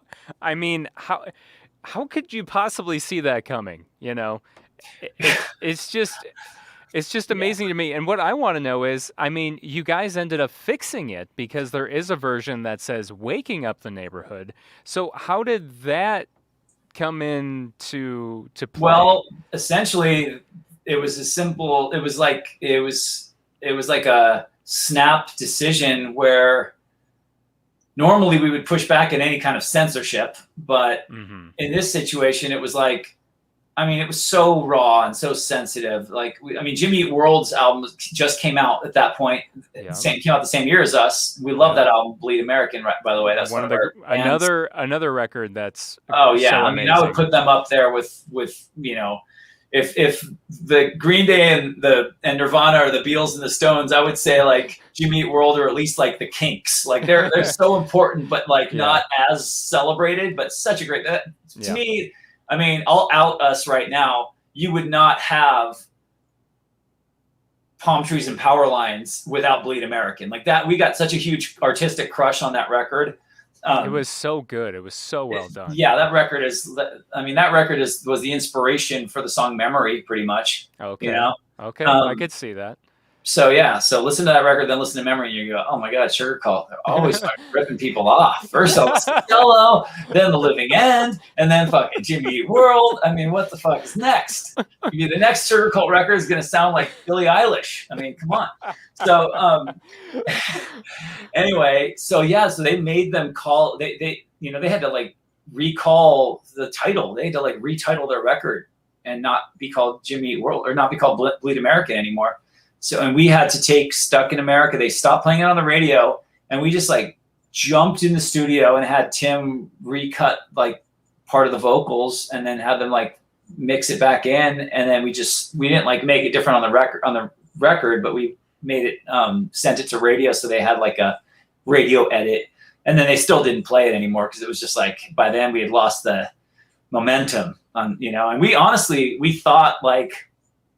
When that happened, it was one of those really bizarre situations where like the last thing anyone needs to hear when we've been attacked by terrorists and people have lost their lives is that like some rock band from California is sad that they have to cancel their shows and not have their song on the radio anymore. You know, it's like, it's like you can't complain. And if you did, who would listen? You know what I mean? Yeah. And so we had to sort of like sit there and just kind of be patient and go, okay, well, I mean, no one knew what the future was going to hold at that point. It's kind of like what we're going through right now with the pandemic where, you know, it's just touch and go. Like you can assume things are going to happen the way you'd like to see them happen, but it's really like out of anyone's direct control. Like it's kind of like wait and see, do what you can. And everything was just sort of suspended. Like everything was just sort of stopped. Shows were called off and all that stuff. And our record was kind of in limbo. We were like, well, what's going to happen is you don't want to be like, so are you going to put out another single? It was kind of like we were mourning too. It was like a national thing that we were all kind of going through together as a country. And it was the weirdest thing, dude, because we had gotten a tiny taste of it. Because we did the Warped Tour. We got our song on the radio. The record came out and started selling really well. We're like, this is awesome. And now we're sitting at home, and it's like I said at the beginning of our talk, like, was that just a dream? Mm-hmm. That was a crazy dream. Yeah. Like, and we kind of thought, okay, well, maybe that's what happened to us, and that's what happened to this record, and maybe that was going to be the story of Sugarcult. Yeah. And then. Little by little, there started to be these opportunities to play shows, and you were kind of like, should we do it? I don't know. I remember flying to the East Coast, and we saw like the smoke rising still from Ground Zero, like even a couple weeks later, and like, and it was just like, I mean, this sounds so like melodramatic, but like honestly, you feel kind of irresponsible. You feel kind of silly to play a show when like so many important things are happening in the world. You're like, okay, I'm gonna jump around on stage like with my thrift store suit jacket on right now, and like do rock jumps, and like say, everyone put your hands in the air, you know, like yeah. And then you get to the show, and it's a bunch of kids there, and like I remember like the first couple shows we played were like after 9/11 were so like it just felt like this like emotional release. Like you just were like, fuck, I've had so much like anxiety and tension and like heartbreak, like just kind of just mustering up inside of me. And then all of a sudden you just get to like play a show and like have this like rock and roll release, you know, like it felt like a weird, like it felt like a rock and roll orgasm or something like that, you know. And the crowd sort of felt this way too. Like people needed something to like be stoked on and like remind them what it feels like to be alive. And so at that moment, like I felt like for the first time ever, I stopped feeling like we are doing this for fun. And I felt like, hey, there's actually something like, this is kind of weird. I never thought about this before, but this actually fucking matters. I can do this and feel proud of it as a grown-up because I'm not just like, this isn't just some self-indulgent like group of friends making up songs and then playing them for people and hoping that like people like the songs. This is actually like providing people a fucking opportunity to be like, to get together and like let go of their shit. And like this is actually providing a valuable service to people. Yeah. And that's like kind of how, like, that's how you play rock and roll as a grown up, you know, and kind of feel like, okay, I can accept the money they're paying me for this because I'm providing something that's lots of people can provide. You know, if I'm not going to do it, someone else will do it. It's not like it has to be us, but like I actually feel like it matters to be a rock and roll band. Exactly. You really are making a difference. As silly or cheesy as that sounds, you're making a difference in someone's day or life or week, however it is that you want to look at it, you know. And at that time, I mean, like you were saying, everyone was on the edge of their seat. Everyone was anxious as hell. You know, no one knew what was going to happen. Right. And so it's like, you know, they frame it as the entertainment business, and entertainment kind of implies this like kind of like dessert or like this kind of like distraction, this sort of luxury that's like, well, when you've got your homework done, you know, then you can play your guitar, you know. Yeah. But in fact, I think that, I mean, I'm biased towards music, but I think all creative arts are really like, they matter even more than all that other shit. Like, that's what gets people. There's, you know, if you study sociology or anything, like behind any social movement, there's always been like, you know, there's always been some kind of like graphic arts that go with it and the soundtrack to it, the music that's happened during it. And like, to me, it's like, I started out thinking very lighthearted, just like, oh, we're a rock band. This is gonna be fun. Play some shows, you know? And then I started to realize like, this is really like an kind of an honor to be part of this like, whatever, this community of like other people that are out there traveling around, setting up their gear, playing shows, providing a place for like kids in like, that feel like they're sort of outcasts at their school or whatever, or people that just like in some town that they wish they weren't in or whatever, and just going around and playing to people. And you like, you know, you're giving people an outlet to, you know, and again, I know this sounds so fucking, whatever, but like, it's like,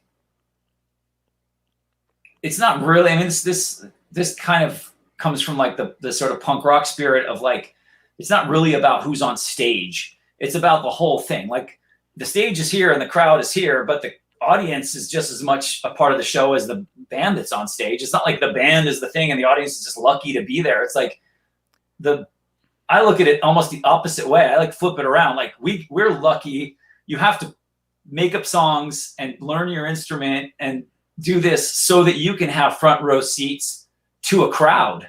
Like Yeah. I'm on stage so I can have the front row seat to see the audience play. Yeah, it It's goes a both completely ways. symbiotic relationship. Yeah, no, it definitely goes both ways on that spectrum. It's like so it's kind of a cool thing. I know that sounds pretty woo woo and everything, but like, hey, No, cool from California. no, it's true. When you get down to it and you think about it, it's exactly how it works. It's a two-way street. We often look at it as a one-way thing that Right. people are going, to see you, but it's like for you, it's kind of like, oh, I get to have like you said, a I front get row to see ticket. Chicago. I get to stand on stage at the Metro and see a fucking crowd at the Metro, just like Kurt Cobain got to see when Nirvana played the Metro. Yeah, exactly. I get to play Cobo Hall in Detroit. I think it's in Detroit, opening for Green Day. We got to open for Green Day on their American Idiot tour. Yeah. I get to play the place where Kiss recorded Kiss Alive 2. I'm like, that's fucking incredible. That's the thing, and like seeing the crowd and seeing the venue, and there's a less romantic way to look at it. You're like, okay, well, I got to pay my bills and I got to go on tour, so I got to set up someplace where there's a stage and plug in where there's the electrical outlet. Fuck that.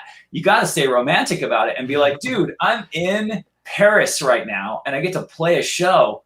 Like, it's so cool, and just really relish in that. And so, we stopped touring eventually, but while we did tour, and I think that has a lot to do with because of 9/11 happening early on and just being a giant, if nothing else, it was a giant reminder of how, carpe diem. Like, if there's something if you're lucky enough to have something you love that you want to pursue in your life, then go for it. Why wouldn't you?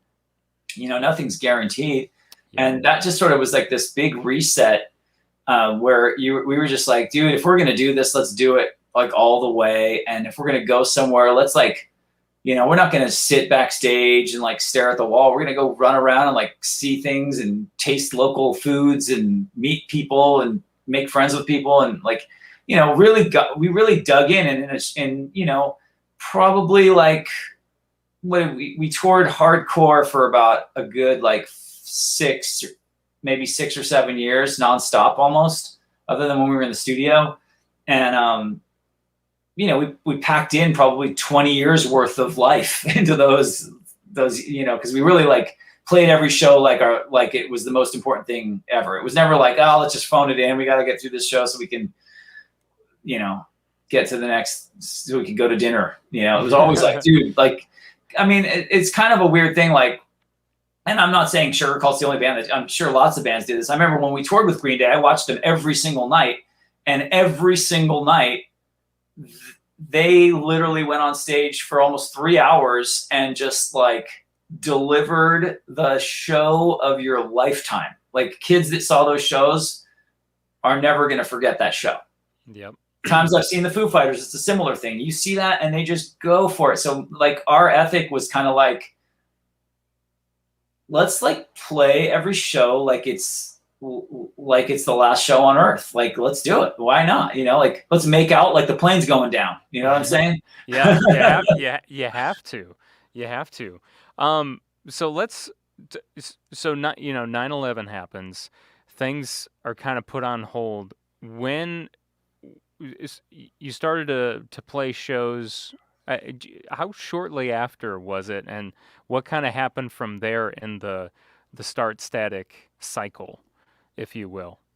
Oh, you're so good. You're keeping everything on course, and I'm jumping all over the place and getting all heady and crazy. And there's nothing wrong with that, because I'm enjoying every single. I know, but I hope I'm not putting people to sleep. Is this like super boring? No, I'm not bored at all. So, when you played, like, for example, when you played Stuck in America live at that time, did you censor yourselves, or did you still say? I don't remember. You don't remember? I doubt it. I don't think Tim would have the self-discipline to do that. Yeah. I think we just played it the way we always played it. And that was just that was just something to like, hey, you know what? We're not the ones paying for this radio campaign. Our label they're putting all this hardcore work into it, flying all over the place. And they have their, regional reps. Like we had like Toby and Sherry and all these people that were just like busting their ass, flying places, going to dinner, meeting people. You know, there's a whole ecosystem in the music industry, and we got to do the fun part. We got to like, you know, play shows, play the shows, sign autographs, and hand out stickers to people. Yeah. But those people were like, you know, going to like music meetings with program directors and doing all that stuff and trying to push a band that they had no reason to be nice to us. And they were like, well, okay, we'll give it a spin and see what happens. And then they would spin it, and then people would call in and they would say, we like it, we want to hear that again. So that's kind of, just out of respect to like, you know, for us, it was always like this, like we were like, we're going to behave like a punk band. We're going to just, like, when I say punk band, I mean like a DIY, like indie band that's just doing it without a hope and a prayer of commercial success. Like I had observed a lot of bands like Avail and like, you know, early Green Day and stuff like that. And like, to me, it was like, we're going to behave like that. We're going to tour nonstop. You know, here's what bands do. They tour nonstop. When they're done playing a show, they go out into the crowd. None of that rock star shit. We're going to go like backstage and you have to get a fucking meet and greet. Like, no, I would often dive right into the crowd and then like crowd surf to the merch and just stand there the whole time helping to sell merch, and mostly just to talk to people. Like, it was like, we were like, let's not do any of the rock star bullshit. Let's just keep it super down to earth and fun and DIY. If they give us $100 to in money to get 2 hotel rooms, let's only get 1 hotel room for $50 and then take the $50 and be able to afford to be on tour for 2 years instead of 1 year. Like, that was kind of our vibe. We were like, we never had a trailer. We just crammed everything into a van, and then we moved to an RV, and then we moved to a tour bus where we would share with another band. Like, we kept it very like homespun and like real. We never got extravagant. I don't even think we got road cases for the majority of our years of being a band. We were just using the same cases our guitars came in, you know. And like, finally, you know, as things started going really well, we started to upgrade with certain things and enjoy certain luxuries. But like early on, it was just like, we're going to do our job, which is to be a band. And if our record company, who was cool enough to pay for us to start Static and put all this heart and soul and energy into us, if they want us, if they're out there doing the radio hustle and they get us some radio love and they call us and say, hey guys, would you mind getting up at 6 a.m. and calling into this radio station? We'd be like, fuck yeah, of course. Like, it would be disrespectful of us if we didn't. Like, look, you're working so hard for us, and all we have to do is like go to a radio station and like laugh at their jokes for 5 minutes for the morning show. Like, and then, by the way, the radio station would always give you a bunch of free CDs and like cool swag and stuff like that. So it was always fun. Yeah. We were always just like, dude, if we want to, like, if someone wants to interview us for a magazine or the radio or any of that stuff, we'll do it. But we're not going to rely on that. That's like, what we're going to rely on is what we can control, which is just like drive to a show, play a show, make friends with people, leave a lasting impression, and just pretend that we're not even signed to a record company, you know? Mm-hmm. And then when the like radio love and the press love starts coming in and MTV or whatever, that's just icing on the cake. Whereas I observed a lot of bands in my hometown where they would like come out and get radio attention, and then as soon as the radio attention went away, they disappeared. They weren't even a band anymore. Yep. Whereas we were able to, like, here we are, like, talking about this shit 20 years later. It's because we had that attitude early on. We were just like, dude, this is about building this band, like, brick by brick, one fan at a time, you know? Yeah, it was about the passion, you know? I don't know. I mean, and of course I say that as though it was like this noble thing that we did, but it's also maybe the reason why we never got as big as Green Day. You know what I mean?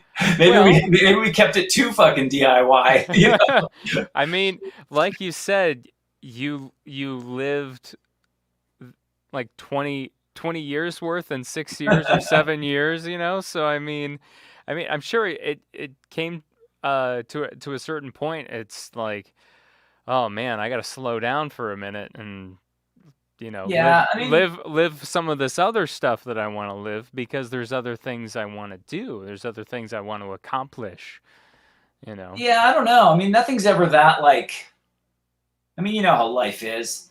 It's like you can only plan so much, you can be like proactive to a degree, but at a certain point you also just have to like sort of go like trust the process and just kind of go with the flow. And it's like, there's only so much you can really control, Yeah. So with a band, it's like, are we still having fun? Is it still inspired? Are we still inspired? Do people still want to see, are people still stoked on us? And as long as that was all going, it was like, this is great.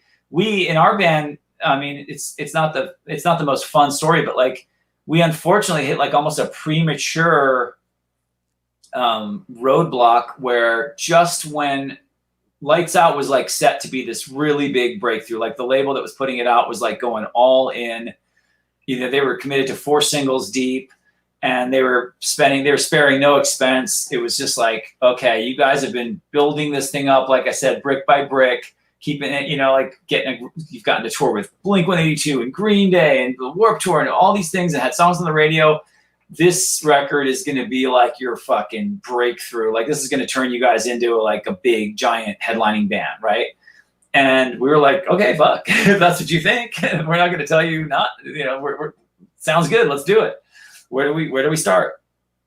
And then, unfortunately, the company that was behind the scenes, that was like sort of venture capitalists, stuff I don't even understand, were like a parent company that owned the label from behind the scenes, decided to get out of the music business, and they just basically dissolved the label. And so, like, unceremoniously, like the same way you would like unload your, like, you would just jump on your Robinhood and like unload your fucking Bitcoin or something like that. Like, they were just like, let's just stop having a record company. Yeah. And so all the people at the label lost their job, and all the bands lost their record company. And we were on this, I mean, White Stripes were on the same label as us, the Rock and Terrors, and like, they were rich enough that they could go in and like just like full bore with our legal team and like deal with it right away. But we had to like kind of wait our turn and go through all this stuff. And it's really this boring industry legal story, but like, it kind of took long story short, it just kind of took the wind out of our sails. And we had to kind of like, it was almost the opposite of trying to get a record deal, where you're like, make yourself look as attractive as possible. It was like, how do we make ourselves look as unattractive as possible? So Right. what were you trying to get, like, We were trying the to get them rights to let of us the go. record? We were trying Okay. to have them let us go and give us the rights to our masters, so we could just go away and go find another label to put it out through. But they were like, it wasn't that simple. So we had to deal with all this. Yeah, it's really heartbreaking, because it really sort of like, I mean, I remember having to turn down. We had to offer to open for the Offspring. We had to offer to do a co-headlining tour with the Used. We had all these opportunities that were like, and we literally had to say no to them, because we were worried that the label would say, or the people that own the label would say, ooh, they're on tour with the Offspring. Okay. Yeah. That makes them valuable, Oh, man. So we were sort of trying to be like, oh, we've run our course. We're done. Like, let go of us now, Unfortunately, it didn't really like work out. But so it was a little bit of like a heartbreak, but in a weird way, we kind of willed it, because if you, I mean, I know this talk is mostly focused on Start Static, our first record, but if you go and listen to our third record, Lights Out, which in my opinion is our best record, there's like an underlying theme in a lot of the songs that's kind of about like the sort of like dissatisfaction with the way that music industry functions. Yeah. The song called Dead Living, the song called, what's the other one? Out of Phase. There's a few songs. It's a dark record, I always felt like, Yeah. I mean, it is called Lights Out. Yeah, it's called Lights Out. And the last song on it's called Hiatus, which is kind of funny, because we ended up going on hiatus, and we planned on just going on hiatus for a little while, and then like eventually kind of doing stuff again. And it's funny, because we never really, people ask me this all the time. They're like, dude, when's Sugarcult going to get back together? And I'm like, I understand that question, but at the same time, we never like publicly. You never broke up. Yeah, I was gonna say you never broke up. You just kind of, We're just kind of like this, like, yeah, it's like we're still together. We just don't have sex anymore. I mean, me and Tim still do, but no, sorry. That's, oh man, but that deserves a round of applause. So it's like we just kind of, never felt like the right moment. And then Tim got so busy with his producing, and we would get offered, like, I remember we got offered like the Warped Tour 20th anniversary, and it was like, oh, that sounds like fun. And we were sort of talking about it. And then, I mean, it's a, I don't want to, blame it all on Tim, because I'm so proud of him and happy for the success he's had as a producer. But really, like, as adults, and we all have families now, we own houses, we have kids. So you do have to, well, you don't have to, but it becomes a lot more understandable when you make more adult decisions. Or like the idea of like, dude, let's go out and play some rock shows. And it's like it feels a little bit irresponsible, because like Tim's got this amazing career where he's like, dude, I could be like producing we'll go on tour. But then what happens when the phone rings and Weezer wants him to produce their next record? You tell Weezer, sorry, dude, I'm going on tour. Man. So, and then tell his daughter, sorry, you're not going to get to eat next month because, sorry. So it's one of those things where, and at the same time, it's also like our cup runneth over. I mean, I love playing rock and roll. I would jump on stage tomorrow if someone asked me to. But it's a certain point you're like, dude, we got to do this like for a long time, and we never we always did it with heart and soul. We never got to the point where we're like, oh God, I want to be anywhere but here, but I just have to sell hoodies for a living. Like a lot of people I know in bands that never stop, they get trapped because that becomes their only form of livelihood. And they might not even like the idea of touring anymore, but literally that's the only thing they can do to make a living. Yeah. And we're in a weird, convoluted way. And I know this sucks for our fans because they want to see us live, and I totally understand. But like, we're lucky that like somehow we were forced to like carve out other careers so that we kind of were like able to like live fast, die young, and leave a pretty corpse. Like, it's you don't true. Look at Sugarcult and go, oh God, there was that one record they made where they completely fucking jumped the shark. And then I started seeing them live and they were just terrible. Like when you see like footage of like Motley Crue now, you see like Vince Neil's just all like can barely sing, and it's just like embarrassing, It really is. And so that's a great point to look at. You never look back on Sugarcult and think, gosh, yeah, towards the end there's just, because technically there wasn't the end because you guys never broke up. Right. But you know what I mean? Like, you're talking about the bad shows and things like that. You guys didn't do that because you didn't fake it. And we never had like some big falling out. Like there was never some like, fuck you, like, some bands when they become really successful, they start to argue around money and like, I'm the one who gave you all that idea and you're the one who fucking, and thank goodness we never really, dealt with that. And I'm very pleased when I look back at Start Static, and I look at Palm Trees and Power Lines and Lights Out.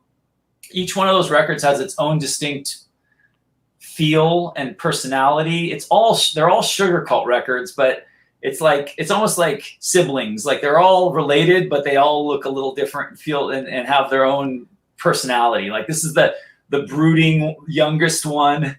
The middle child is kind of Palm Trees and Power Lines, and then the OG is Start Static, right? And so it's like it's just kind of cool to have this trilogy of records. Although I'm a hopeless romantic, and I have this thing while we're all still young enough to make a record that would still sound badass. Like there's a part of me that's really curious. Like I would love to make like a secret Sugarcult record just to do it, like even if and have Tim produce it because he's such a good producer now, like go in, make a record, and then like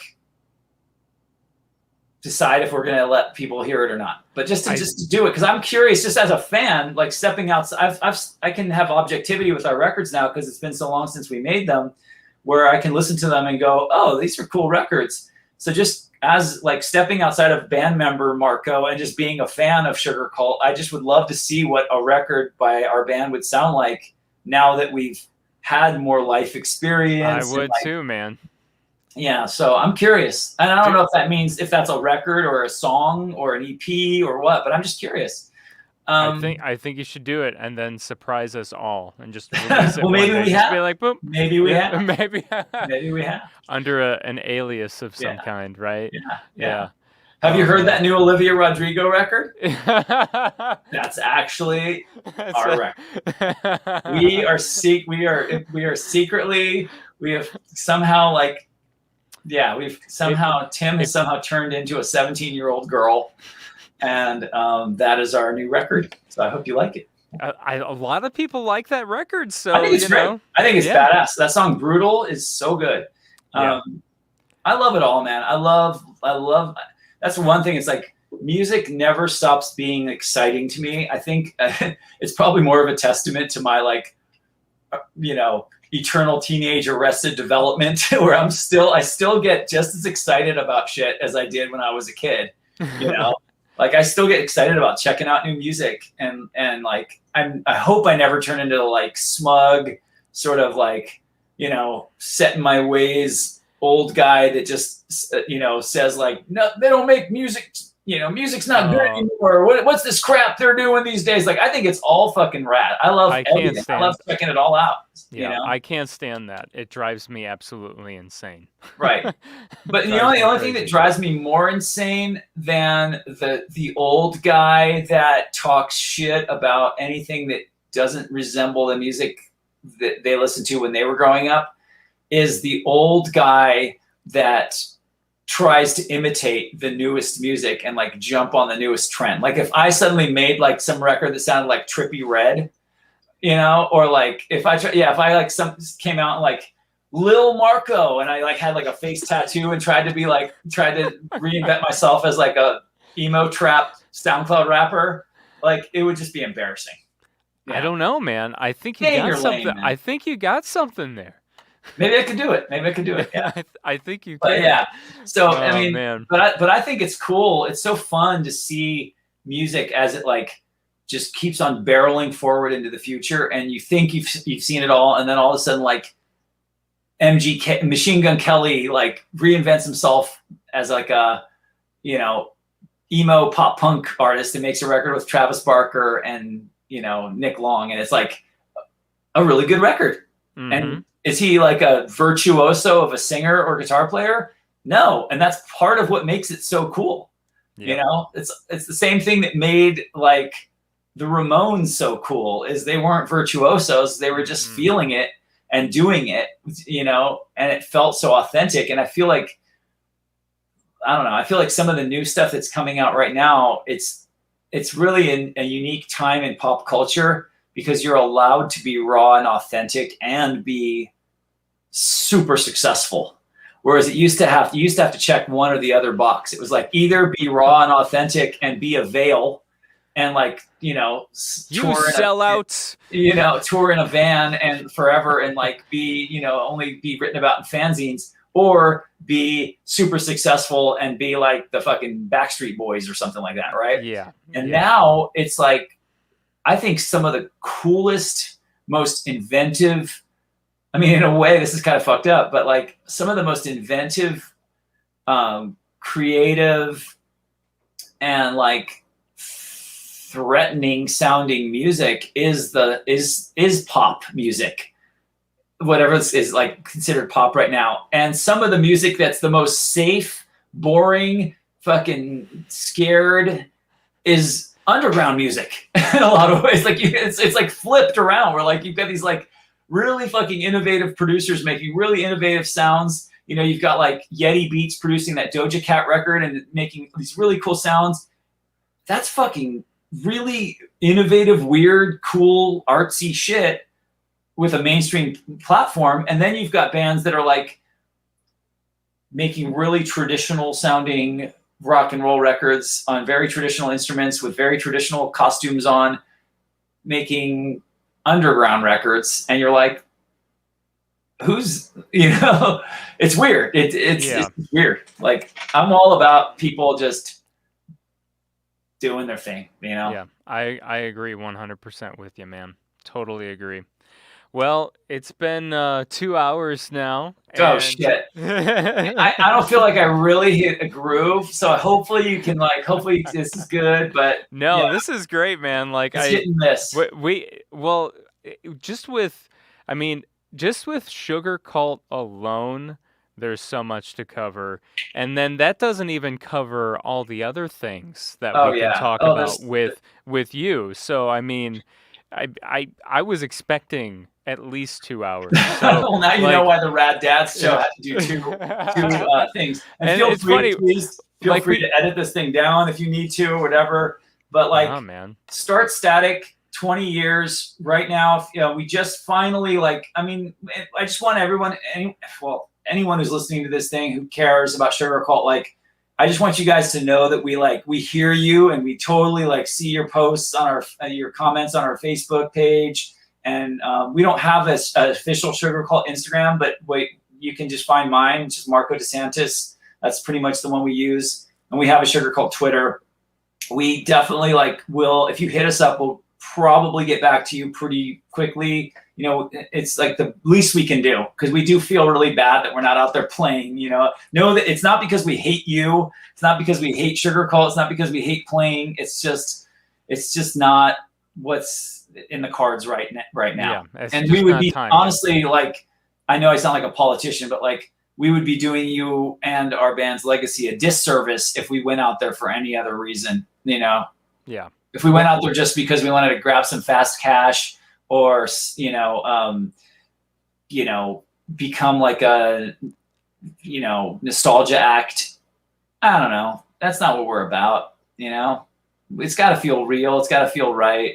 And when it does, we'll fucking be there. I was gonna say, when the time is right, you guys will be there. I'm sure there'll be another time. I'm sure hopefully. And but whatever. I'm sure there will be at some point. But so check out our stuff though, because we hear you guys, and a lot of people have been saying, oh, when are you gonna put your thing on vinyl? Well, because like I said, we put that one out in 2013. It sold out right away. Well, right now we did a vinyl pressing for the anniversary. I wish I could show you a picture. I don't even have a copy of it myself yet. It's gatefold, so it opens up, has different artwork inside, some pictures you've never seen before. It's a really cool package.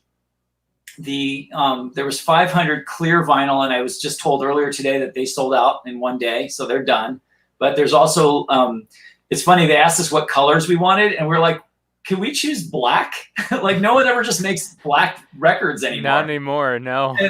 and so now, in a way, it's almost like colored vinyl. It's guess what color we're doing? We're doing a black. We just wanted to have a classic black record, black vinyl, most of the records that are probably in your parents' record collection or something like that. Just, I feel like that makes it look more authentic. That's the. I agree. And we also wanted to stick to the colors theme, and we already did blue vinyl, which represents the back of Start Static, the blue. We did white vinyl, which represents the cover, and now we wanted to do black vinyl because that represents the the cable that we've got. Mm-hmm. Yeah. And so that's available right now. They're selling really fast. And then the other thing we did, due to the fans saying this, messaging us and stuff, is we made a new batch of merch. So you can go to sugarcult.com and click on our merch store. And after years of having it lead to nowhere, now it actually leads to a place where you can buy I think we have bouncing off the walls coffee mugs, and we have our classic logo T-shirt that we haven't had for years. And so we have those. We have hoodies. I'm looking at it right now. We have a bunch of shit, so maybe he can link to it or whatever. But so check that stuff out. hit me up if you ever want to. Hit me up on social media, and I'm happy to, like, if you send me something, happy to get to sign it for you or just whatever. We definitely like appreciate that anyone ever cared about Sugarcult or still does care about Sugarcult, and it's like it's mind blowing. It's mind blowing to us. Like we're just a band from a small town, and like we're very like we're not bitter that we didn't get bigger. We're very grateful that we got as big as we did. I mean, Sugarcult took us around the world. We went to Japan, like, I don't know, like, I think we went to Japan like 10 times. We went to Europe, like probably close to 10 times. Went around America countless times. I know we were in your town in Chicago. Chicago couldn't get rid of us for a while. We were there like every other week. It's because we love you. We love Chicago. It's awesome. Yeah. And, God, except for the time we played Rockford and Tim came out on stage and went, "What's up, Chicago?" And I was just like, God, why are you being that guy?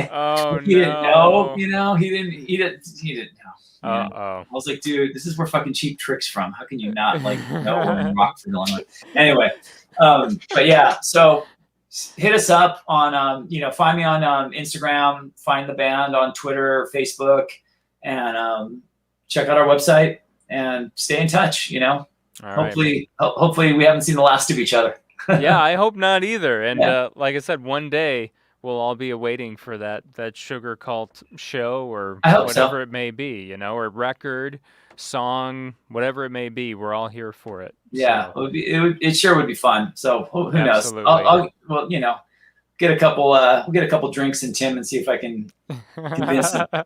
Yeah, be awesome. There you go. Awesome, man. Well, Jacques, thank you so much, and good luck with your podcast, man. It's thank a really you, cool Marco. Thing. I really appreciate it. No, yeah, dude, this was awesome. It was a real honor. Dude. So thank you so much for being on, and cheers to 20 years of Start Static. 20 years. God. All right. Well. It's I still have the original sticker, so I even have a vintage 20-year-old sticker. There you go. Let's see what you can get for that on eBay nowadays. Oh my gosh. I'll pay someone to take it from me. All right. So yeah, and then I have tons of show and tell. I also have the guitar that is in the Stuck in America video. Oh, dude. Yeah. Man. Piece of junk, by the way. I know, but I want that guitar. That's so badass. Refused sticker on the back, which explains how we pretty much ripped off Refused for our video for Memory. If you look at the Refused video for their song, I think New Noise, and then you look at our video for Memory, you're going to see so many things that we ripped off because we love them. And I'm going to have to check that out now. I told you all of Sugarcult's deep little family secrets. Yeah. We're going to have to hear some more sometime. All right. Anytime, dude. All right. Take care, Marco. All right. Take care. Be well. You too. Bye. All right. See ya. All right. Let's give Marco a big round of applause once again for being on Pop Punk and Pizza. I really hope you enjoyed that conversation. And, it was hard to stay just on Start Static just because obviously there's more to Sugarcult than just Start Static, and there's more to Marco than just Start Static. We got into a little bit of some of the other things he does, but just the tip of the iceberg. So I hope you enjoyed all that, and that kind of filled your void of that lack of new Sugarcult or lack of not being able to see them live. Hopefully just being able to hear Mark tell stories about Start Static and all that will just kind of fill that little gap and that little hole in your heart. But yeah, go to sugarcult.com if you want to see all the merch he's talking about, and obviously if you can get your hands on the 20th anniversary of Start Static. It is pretty limited at this point, so you might want to hop on that. So that's it for this episode of Pop Punk and Pizza. I'm Jacques Lamour. Thank you so much for being here.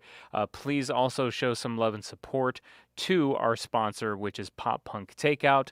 They are a monthly subscription box that delivers merchandise from pop punk bands from all over the world right to your door in a takeout box. in a pizza takeout box or a Chinese takeout box. It's the coolest thing. So you can sign up for this right now at poppunktakeout.com. You can also follow them on Facebook, Facebook, TikTok, and Instagram at Pop Punk Takeout. And while you're at it, make sure you follow the podcast as well. Facebook, Twitter, Instagram is all at Pop Punk Pizza Pod. And you can catch up on previous episodes wherever it is that you get your podcasts or at poppunkpizzapod.com. You can also buy merch there, find out how you can be a sponsor of the show as well. And sign up for our mailing list, all kinds of cool stuff, poppunkpizzapod.com. And then you can also join our Facebook group as well. If you just look for Pop Punk and Pizza Podcast on Facebook, our Facebook group will show up, and that way you can stay up to date on everything that's going on with the podcast. So I love you. I appreciate you. I will be with you on the live stream next Wednesday, 7 p.m. Central Time, as always. And then the episode will be available on all podcast platforms on Thursday. I hope you have a great rest of the day or a great rest of the night, afternoon, morning, whatever time of day it is that you're listening to this episode. Take good care of yourself. Hey, hello, it's nice to meet ya.